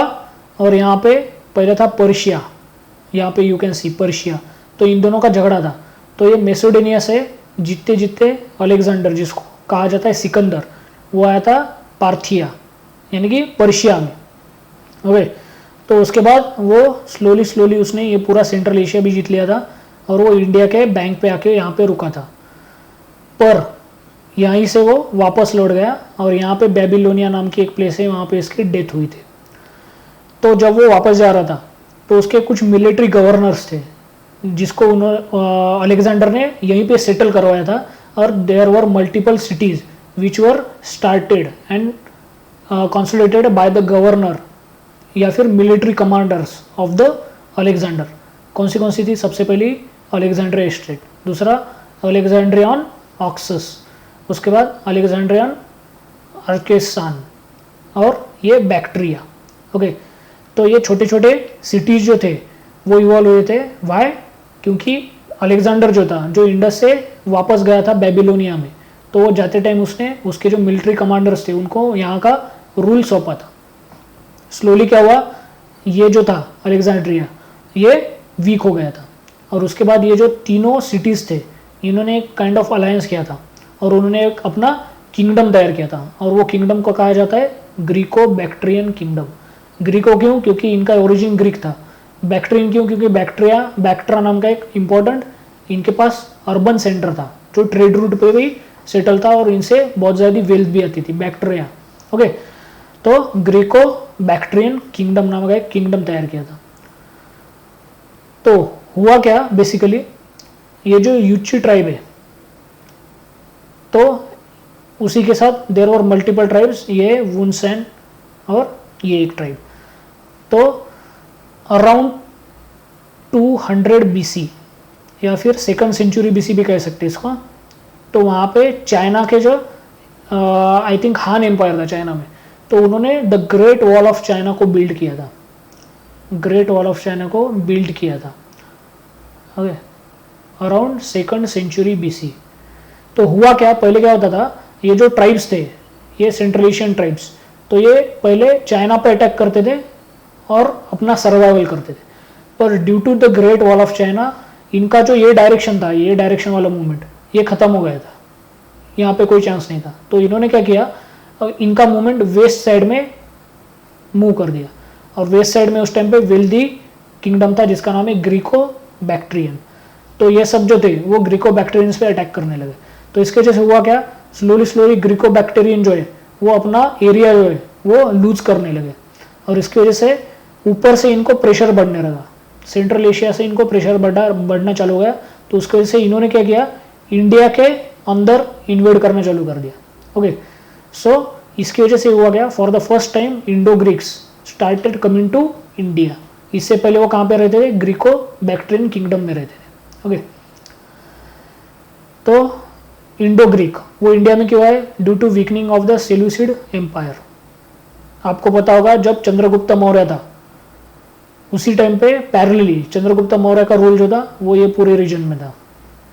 उसी टाइम पे पैरेलली यहाँ पे बैक्ट्रा जो है, यहाँ पे एक किंग था जिसका नाम है Seleucus Nicator. Chandragupta Maurya and Seleucus Nicator ये दो कंटेम्पररी रूलर्स थे, और चंद्रगुप्त मौर्य और सेल्यूकस निकेटर में वॉर भी हुआ है। तो उसके बाद हुआ क्या, इन दोनों में कॉम्प्रोमाइज हो गया था, और इसकी वजह से सेल्यूकस जो था he remain continued in power in the Greco Bactrian kingdom, और इसी वजह से उसका जो पूरा किंगडम था उसी को कहा जाता है Seleucid empire. Okay, Seleucid empire. तो for the first time there was the increase in the pressure from the Scythian tribe. जो हमने यहाँ पे देखा था मल्टीपल सेंट्रल एशियन ट्राइब्स थे, वन ऑफ द ट्राइब थी जिसका नाम है Scythian tribe. Okay, Scythian tribe, तो इन्होंने भी अटैक करना चालू कर दिया, और सीथियन ट्राइब की तरफ से इंडो ग्रीक से बहुत प्रेशर बनने लगा, और उसकी वजह से जो इंडो ग्रीक थे वो खुद इंडिया में इन्वेड करना उन्होंने चालू कर दिया था। Okay, for their survival of the empire. और इंडिया में उस टाइम पे क्या हुआ था, there were the weak Ashokan successors, weak Ashokan successors थे, और इसकी वजह से जो इंडो ग्रीक्स इंडिया में आते चले गए उनको ये सक्सेसर जो थे वो हरा नहीं पाए। अब इंडो ग्रीक इंडिया में आ तो गए, तो वो क्या ले आए थे उनके साथ, for the first time there was a gold coin attributed to king. उस पर क्या था, किंग की इमेज थी और किंग का नाम था। इंडियन हिस्ट्री में फॉर द फर्स्ट टाइम ये हुआ था। इससे पहले गोल्ड कॉइन्स थे इंडिया में, पर उस पर अलग अलग इमेजेस थे, उस पर किंग की इमेज नहीं थी, नाइदर किंग का नाम था, कुछ भी नहीं था। So for the first time in the Indian history वहाँ पे गोल्ड कॉइन पे इमेज किंग की और किंग का नाम ये दोनों भी डालना या फिर मिंट करना चालू हुआ। सबसे वेल नोन पॉपुलर किंग जो है इंडो ग्रीक का वो है किंग मिनेंडर। इसी को अल्टरनेटली कहा जाता है king Milind. Okay, king Menander और मिलिंद, इसका रूलिंग पीरियड था 165 बीसी टू 145 बीसी। और ये जो किंग मिलिंद था या फिर मिनेंडर था, ही कन्वर्टेड इनटू बुद्धिज्म।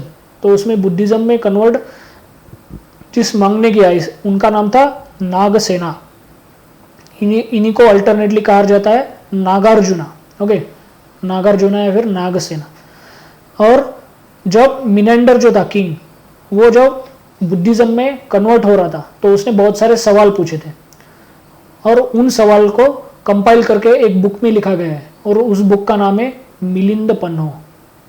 इसमें वो सारे सवाल है जो मिलिंद यानी कि किंग मिनेंडर जो था इंडो ग्रीक, उसने नागसेना से पूछे, और नागसेना ने उनको किंग मिनेंडर को सारे क्वेश्चंस का जवाब दिया।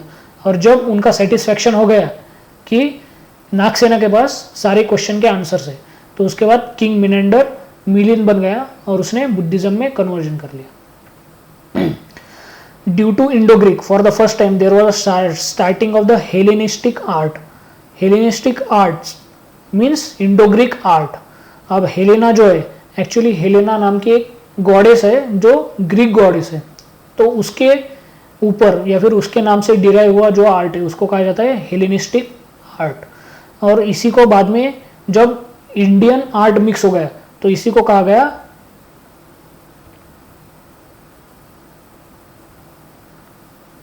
Gandhara art school.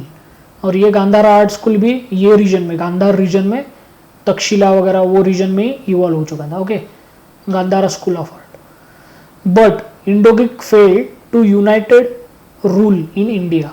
Indo Greek जो थे वो इंडिया में था, पर उनको यूनाइटेड रूल करना इंडिया में पॉसिबल नहीं हुआ। They failed to rule unitedly in India. इसी के साथ ऐसा नहीं है कि सिर्फ मिलिंद या फिर मिनेंडर वो सिर्फ एक ही रीजन के टुवर्ड्स टिल्ड हो गए थे। उसी के साथ और एक इंडो ग्रीक बंदा था जिसका नाम है हेलियोडोरस। ऐसा कहा जाता है कि he was converted into Buddhism. क्यों? क्योंकि हेलियोडोरस ने बुद्धिज्म के प्रेजिंग के लिए एक पिलर इंस्टॉल किया है आज के पुराना किला नाम की जो प्लेस है दिल्ली में, वो रीजन में। ओके, तो उसको कहा जाता है हेलियोडोरस पिलर। तो ऐसा कहा जाता है कि वो फॉर द बुद्धिज्म उसने इंस्टॉल किया था, हेलियोडोरस। सॉरी, भगवतिज्म, बुद्धिज्म नहीं, भगवतिज्म। उसके बाद सेकंड आए थे शकाज। शकाज को हमने पहले देखा था, इनका ओरिजिनल नेम जो है वो है Scythian. Scythian, this was a tribe of the Central Asia. Central Asia में हमने देखा था कि चाइना ने the Great Wall of China build की, उसकी वजह से सेंट्रल एशिया से ये सब लोग इधर आना चालू हुए थे। ओके, तो सिथियन ट्राइब जो इंडिया में आके सेटल हुई और उनको शक्का कहा गया। इन 57 बीसी, 57 बीसी में king Vikramaditya of the Ujjain defeated Shakas. आपने बचपन में विक्रम एंड वेताल नाम की एक स्टोरीज बुक है, वो स्टोरीज भी सुनी होंगी आपने। तो उसमें जो किंग विक्रमादित्य है, he was a Vikramaditya of the Ujjain. और ऐसा कहा जाता है कि जो विक्रमादित्य ऑफ उज्जैन है उसका एम्पायर अरेबिया तक था, क्योंकि अरेबिया में भी संस्कृत के क्या बोल सकते हैं उसको, पैलियोग्राफ्स मिले संस्कृत के, या फिर इंस्क्रिप्शन भी कह सकते हैं उसको, इंक्रिप्शन भी मिले वहाँ पे। ओके, तो Vikramaditya of the Ujjain for the first time defeated Shakas. कब? 57 बीसी में। और तब ये बंदे ने एक कैलेंडर चालू किया जो हमने फर्स्ट लेक्चर में देखा था, उसका नाम है विक्रम संवत। कब चालू किया था Vikram Samvat? When Vikramaditya of the Ujjain defeated Shakas. Okay, Ujjaini, यहाँ पे you can see this is a location of the Ujjaini. यहाँ पे विक्रमादित्य का रूल था। तो शकाज जो थे, जैसे हमने देखा था आर्यंस जो थे वो वेव्स में आए थे, इन द सिमिलर मैनर शकाज भी जो आए थे वो वेव्स में ही आए थे और अलग अलग ब्रांचेस में आके इंडिया में सेटल हो गए थे। सबसे पहली ब्रांच थी अफगानिस्तान में सेटल हुई। सेकंड पंजाब, उनकी कैपिटल थी तक्षशिला। ओके, यानी कि सबसे पहली जो ब्रांच आई थी वो ये रीजन में, अफगानिस्तान वाले रीजन में सेटल हुई थी। उसके बाद सेकंड जो आए थे वो आए थे ये रीजन में सेटल हो गए थे। ओके, पंजाब और तक्षशिला जो थी उनकी कैपिटल थी। उसके बाद थर्ड जो आए थे वो मथुरा में आके सेटल हुए थे, यानी कि ये वाला यहाँ पे आके सेटल हो गए थे। उसके बाद फोर्थ जो थे वो वेस्ट इंडिया गुजरात में सेटल हो गए थे। और लॉन्गेस्ट स्ट्रीम और द ब्रांच ऑफ द शकाज जो थी वो गुजरात में सेट हुई थी टिल 4th सेंचुरी एडी। ये वाला रीजन, यहाँ पे जो branch West Indian branch settle हुई थी वो सबसे लॉन्गेस्ट ब्रांच उसने रूल किया था। They engage in sea trade and silver coins were issued by them. और एक इसमें कि ये जो वेस्टर्न गुजरात वाले शकाज थे they were the follower of the Vedic tradition, ये भी याद रखो। और ये तीनों चीज़ें यानी कि सी ट्रेड, इसकी वजह से हुआ क्या, इनकी इकोनॉमी कंटिन्यूसली फ्लोरिश होने लगी। सिल्वर कॉइन्स, इसकी वजह से हुआ क्या, इनका टैक्सेशन सिस्टम वगैरह बहुत अच्छा था। और थर्ड जो था वैदिक ट्रेडिशन, ये जो पूरा एरिया था उस टाइम पे वैदिक ट्रेडिशन के इन्फ्लुएंस के अंडर था। और ये तीन चीज़ों की वजह से जो हमने देखा कि वेस्टर्न या फिर गुजरात एरिया के जो शकाज थे वो 4th सेंचुरी एडी तक वहाँ पे एस्टेब्लिश रहे थे। Okay, due to these 3 things, sea trade, silver coin, Vedic tradition. और लास्ट वाली जो 5th ब्रांच थी वो आई थी अपर डेक्कन रीजन में, मतलब ये वाला कंसिडर कर सकते हैं आप, ये वाला रीजन, ये उज्जैनी के इमीडिएटली नेक्स्ट ही है। ओके, सबसे इंपॉर्टेंट किंग ऑफ द शका जो है वो है रुद्रदमन। और ये भी बंदा, ये जो 4th टीम थी कहाँ की, वेस्टर्न इंडिया की, वहीं से बिलोंग करता है। तो सबसे पहले इंडिया में संस्कृत का ओल्डेस्ट इंस्क्रिप्शन मिलता है रुद्रदमन का। रुद्रदमन का फर्स्ट संस्कृत इंस्क्रिप्शन। इससे पहले जितने भी इंस्क्रिप्शन थे वो हमेशा लोकल लैंग्वेजेस में रहते थे। Okay, Rudradaman was also welfaristic king. पता कैसे चलता है, काठीवाड़ में, काठीवाड़ रीजन यानी कि ये वाला रीजन, यहाँ पे सुदर्शना नाम की एक लेक है जो मौर्य के टाइम पे बिल्ड की गई थी। तो वो लेक टोटली टूट चुकी थी और वहाँ पे वाटर स्टोरेज का कुछ क्या बोल सकते हैं मैनेजमेंट नहीं था, तो उसको पूरा मैनेज करना, वो सुदर्शना लेक को फिर से रिकंस्ट्रक्ट करना, वो जो काम था वो रुद्रदमन ने किया था। और इसकी वजह से हुआ क्या, काठीवाड़ रीजन में जितने भी एग्रीकल्चर था वो फिर से फ्लोरिश होना चालू हो गया था। इसी से पता चलता है कि रुद्रदमन जो था Shaka king, he was a welfarist king. और इसी के टाइम पे सेंट थॉमस जो थे, he was a disciple, one of the earliest disciple of the Jesus Christ, तो उनका भी इंडिया में एंट्री होता है ऐसा कहा जाता है। He was the first missionary to came to India during the period of the Shakas. Okay, तो यहाँ पे इंडेक्स में आप देख सकते हैं कनिष्का की टेरिटरी, शकाज की टेरिटरी। अब देखते हैं कुशानाज। कुशानाज जो थे उनका ओरिजिनल नेम जो है वो है युच्ची, यहाँ पे आप देख सकते हैं ये Yuezhi. This was the original tribal name of the Kushanas. Kushanas जो थे वो इंडिया में आए थे and they culminated with the Indian culture in the similar manner, जैसे कि इनसे पहले जो इंडो ग्रीक्स आए थे, इंडो ग्रीक्स, और उनके बाद जो आए थे शकाज, वो दोनों भी इंडियन कल्चर के साथ कल्मिनेट हो चुके थे। इन द सिमिलर वे कुशानाज भी कल्मिनेट हुए और इन्होंने वास्ट एम्पायर बनाया था from the Central Asia to Mathura. और ऐसा कहा जाता है कि इनके दो कैपिटल्स थी। ओके, यहाँ पे नीचे देखो, यहाँ पे इनके दो कैपिटल्स थी, एक थी Purushapur original capital and second capital थी इनकी मथुरा। तो कुशानाज की ओरिजिनल स्टार्टिंग जो फॉर्मिडेबल स्टार्टिंग कह सकते हैं जिसको, वो स्टार्ट की थी खाड़पेसिस 1, इसी को कहा जाता है Kujula Kadphises. Kujula was the name of his. और खाड़पेसिस जो है it was a dynastic name, ये एक फैमिली थी खाड़पेसिस की, उसी को कहा जाता है खाड़पेसिस 1 यानी कि कुजुला खाड़पेसिस। ये बंदे ने for the first time copper coins issue किए थे। उसके बाद दूसरा खाड़पेसिस, खाड़पेसिस 2, इसका नाम है फीमा खाड़पेसिस, इसने गोल्ड कॉइन इशू किए थे। खाड़पेसिस 1 के कॉपर कॉइन, खाड़पेसिस 2 के गोल्ड कॉइन। और इन्हीं गोल्ड कॉइन को बाद में हाईएस्ट डिग्री तक इवॉल्व किया था कुशाना का सबसे इंपॉर्टेंट किंग कनिष्का। क्या किया था उसने, highest degree of purest gold coin in the Indian history, ये कुशाना के टाइम पे किंग कनिष्का ने चालू किए थे। और ये लेफ्ट साइड में you can see this is the coin of the Kushana, purest gold coin of the Indian history. Kushana ने अर्मेनिक स्क्रिप्ट जो हमने अभी अशोकन पिलर के टाइम पे देखा था एंड खेरोज नाम की लैंग्वेज जो थी वो as a main language adopt कर ली थी। ओके, उसके बाद later they took over by Sasanian power, यानी कि अगर यहाँ पे आप देखोगे तो ये जो पूरा ब्लू आ रहा एरिया है this is the territory of the Kanishka. पर उसके बाद हुआ क्या, after decline of the Kushana, Iran जो था, ईरान के साइड से एक नई पावर का राइज हुआ था, उसको कहा जाता है ससानियन पावर। ओके, तो ससानियन ने उनको टुक ओवर कर दिया था। अब ये जो सेंट्रल एशियन इन्वेजन्स थे इनमें उस टाइम पे ज़्यादा कुछ इवोल्यूशन नहीं हुआ था और मेनली ये जो लोग थे ये ट्राइबल्स थे, तो इसकी वजह से इनके पास कोई प्रॉपर कल्चर वगैरह नहीं था। पर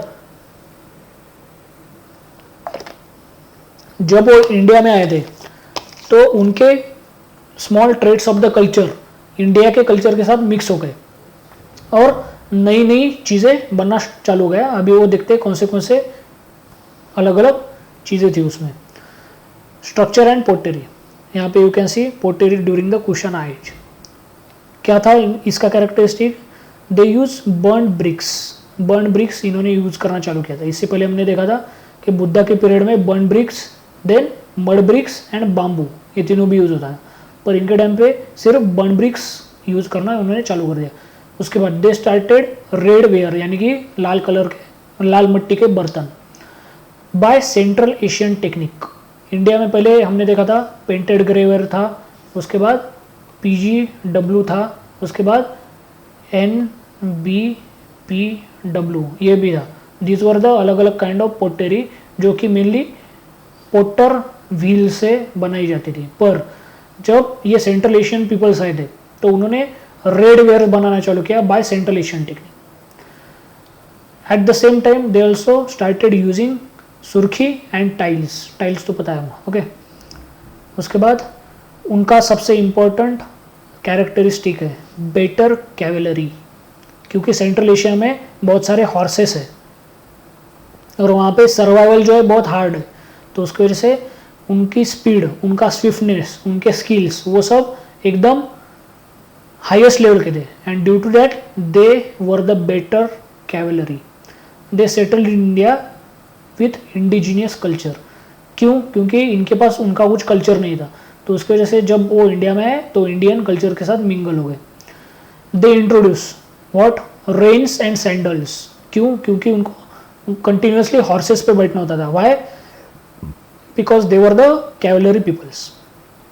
उसी के साथ उन्होंने क्या क्या यूज किया? Turban, tunic, trousers, cap, helmet, boots. Okay, ये भी उनका इवोल्यूशन था जो वो इंडिया में लेकर आए थे। उसी के साथ हेवी लॉन्ग कोट। क्यों? क्योंकि सेंट्रल एशिया जो है it is one of the coldest place आज भी, और उस टाइम पे तो ऑब्वियसली ज़्यादा ही होगा। तो कोल्ड से अपना प्रोटेक्शन करने के लिए हेवी लॉन्ग कोट, और उसका रिफाइंड वर्जन जो है वो आज के टाइम पे शेरवानी है। ओके, उसका रिफाइंड वर्जन जो है वो आज के टाइम पे शेरवानी कंसिडर किया जाता है। उसके बाद पॉलिटी में उनका क्या कंट्रीब्यूशन है वो देखते हैं एक बार। उन्होंने सत्राप सिस्टम नाम का सिस्टम यूज किया था। अब हुआ क्या, वो एक एरिया में है, फॉर एग्जांपल कंसिडर करते ये एरिया। अब वो थे इन्वेडर्स, मतलब बाहर से आए हुए, वो लोकल्स नहीं थे, तो लोकल पीपल जो है वो ऑब्वियसली इनको अपोज करेंगे। तो ये जो इन्वेडर्स थे इन्होंने क्या किया, उनका जो एरिया है उसको फिर से डिवाइड किया, जैसा कि हमने अशोका के टाइम पे देखा था अलग अलग प्रोविंसेस में। पर अशोका के टाइम पे क्या देखा था हमने, ये जो प्रोविंसेस थे यहाँ पे सिविल लीडर जो थे या फिर सिविल सर्विसेज वाले जो लीडर थे उनको अपॉइंट किया जाता था। पर एक तो ये जो तीनों इंडो ग्रीक्स, शकाज एंड कुशानाज ये जो थे वो इन्वेडर्स यानी कि बाहर से आए थे, तो ऑब्वियसली लोकल लोग जो होंगे वो कंटिन्यूसली इनको अपोज ही करेंगे। तो इन्होंने क्या आइडिया लगाई, ये इनके जो प्रोविंसेस थे वहाँ पे मिलिट्री गवर्नर्स को अपॉइंट करना चालू कर दिया। और ये मिलिट्री गवर्नर्स का अपॉइंटमेंट जो था इसी को कहा जाता है kshatrap system. Actually satrap system जो है it is a refined version of the kshatrap system.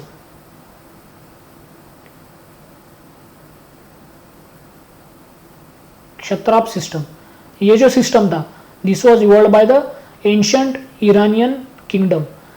इनका जो ईरानियन टोटल एम्पायर था वो डिवाइड होता था अलग अलग छोटे छोटे प्रोविंसेस में, और उनको कहा जाता था सत्रापी। और सत्रापी का जो हेड होता था उसको कहा जाता था क्षत्राप। और इसी का रिफाइंड वर्जन जो था वो सेंट्रल एशिया से जो इंडिया में आए थे लोग वो लेके आए थे, उसी को सत्राप सिस्टम कहा जाता है। उसके बाद the post, all the post including king, minister, वो हेरिडिटरी पोस्ट थे। उसके बाद इन्होंने for the first time divinity Sorin या फिर डिविनिटी किंगशिप का एडॉप्टेशन किया था। क्यों? क्योंकि एक तो ये बाहर से आए थे, तो इनको फंडामेंटली किसी लैंड पे रूल करने का राइट नहीं था, तो फिर इन्होंने क्या किया, गॉड की हेल्प की। तो गॉड की हेल्प लेके इन्होंने कहा कि हमें जो भेजा है वो गॉड ने खुद भेजा है, and we are the son या फिर we are the dear to God, अगर ऐसी चीज़ें उन्होंने डिविनिटी सोरिनिटी या फिर डिविनिटी किंगशिप उसमें इन्वॉल्व करना चालू कर दिया। अब ये चीज़ जो है वो सेंट्रल एशियन वालों ने अडॉप्ट की थी फ्रॉम द चाइना में उस टाइम पे जो रूलर था उसने कहा था कि आई am a son of God. तो उसकी वजह से होता क्या है, उसकी वजह से लेजिटिमेसी ऑफ द रूल वहाँ पे मिल जाता है, और बाकी जो कॉमन पीपल है वो आपकी बात मानने लगते हैं। क्यों? क्योंकि डिविनिटी यानी कि गॉड के साथ इनका डायरेक्ट कनेक्शन होता है। ओके, उसके बाद मिलिट्री गवर्नर ऑफ स्ट्रैटेजोस। अब हमने देखा था सत्राप सिस्टम यानी कि मिलिट्री गवर्नर को वहाँ पे अपॉइंट करना, पर ये जो मिलिट्री गवर्नर था उसको अपॉइंट करने के बाद वो जो पोस्ट होती थी उसको कहा जाता था स्ट्रैटेजोस।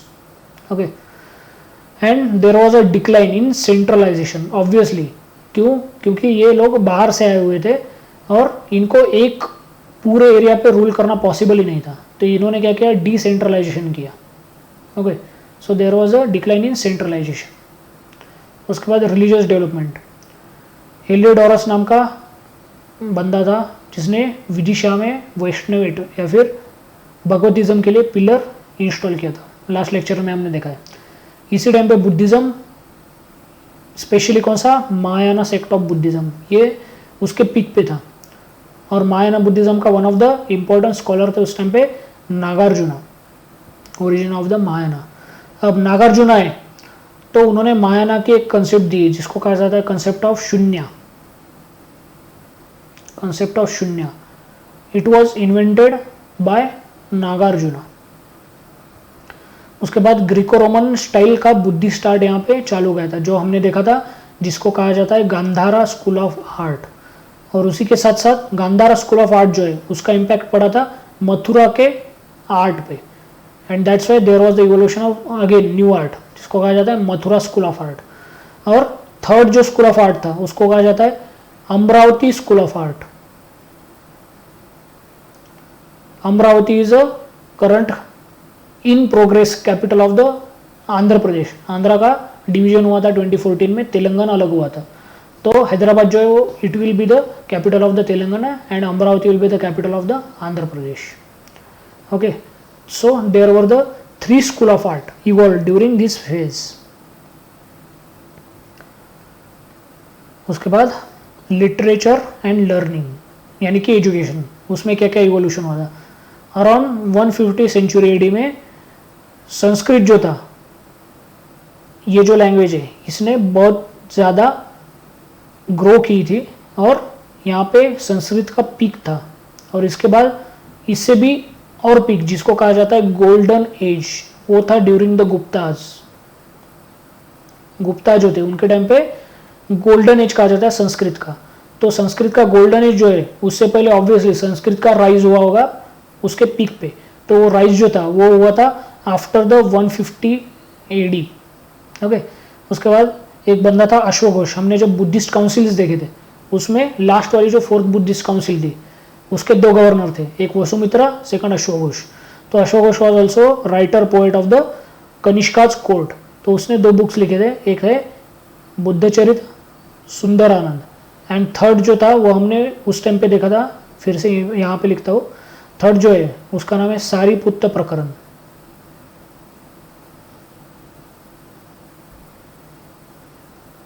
सारीपुत्त प्रकरण,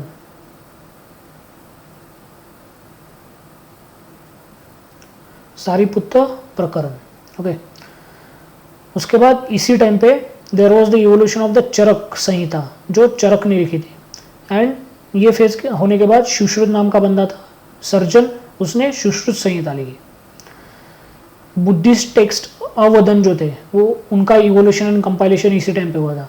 उसके बाद महावास्तु एंड दिव्य वास्तु, इनका भी इवोल्यूशन जो था वो इसी टाइम पे हुआ था। There was the rise of the Indian astrology, India के एस्ट्रोलॉजी में यहाँ पे बहुत सारे चेंज। क्यों? क्योंकि ग्रीक एस्ट्रोलॉजी जो था, उनके जो ग्रीक के कंसेप्ट थे वो इंडियन एस्ट्रोलॉजी ने यहाँ पे अडॉप्ट करना चालू किया था।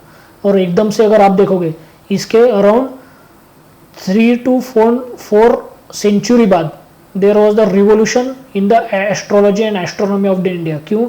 क्योंकि वहाँ पे एक बंदे का रिवोल्यूशन हुआ था जिसका नाम है आर्यभट्ट। ओके, जिन्होंने लिखा था सूर्य सिद्धांत वगैरह, वो आर्यभाटिया वगैरह वो बुक, तो यहाँ पे इसकी वजह से रिवोल्यूशन हुआ था। उसके बाद ये जो इन्वेडर्स थे जो इंडिया में आके इंडियन कल्चर के साथ सेटल हुए थे, उन्होंने रोमन जो उस टाइम पे one of the biggest empire था वर्ल्ड का, जिनके पास वर्ल्ड का ट्रेड करने का भी एक बहुत सारा रॉ मटेरियल था, उनके साथ भी इन्होंने अपने कॉन्टैक्ट बनाना चालू किया था। That's why they send the embassies to Roman empires. Okay, तो उसके बाद सबसे लास्ट वाला साइंस एंड टेक्नोलॉजी, इसमें क्या क्या इवोल्यूशन हुआ था। साइंस एंड टेक्नोलॉजी में सबसे पहले there was a rise in horoscope. Horoscope को ही उस टाइम पे इंडिया के लैंग्वेज में कहा जाता था होरा शास्त्र।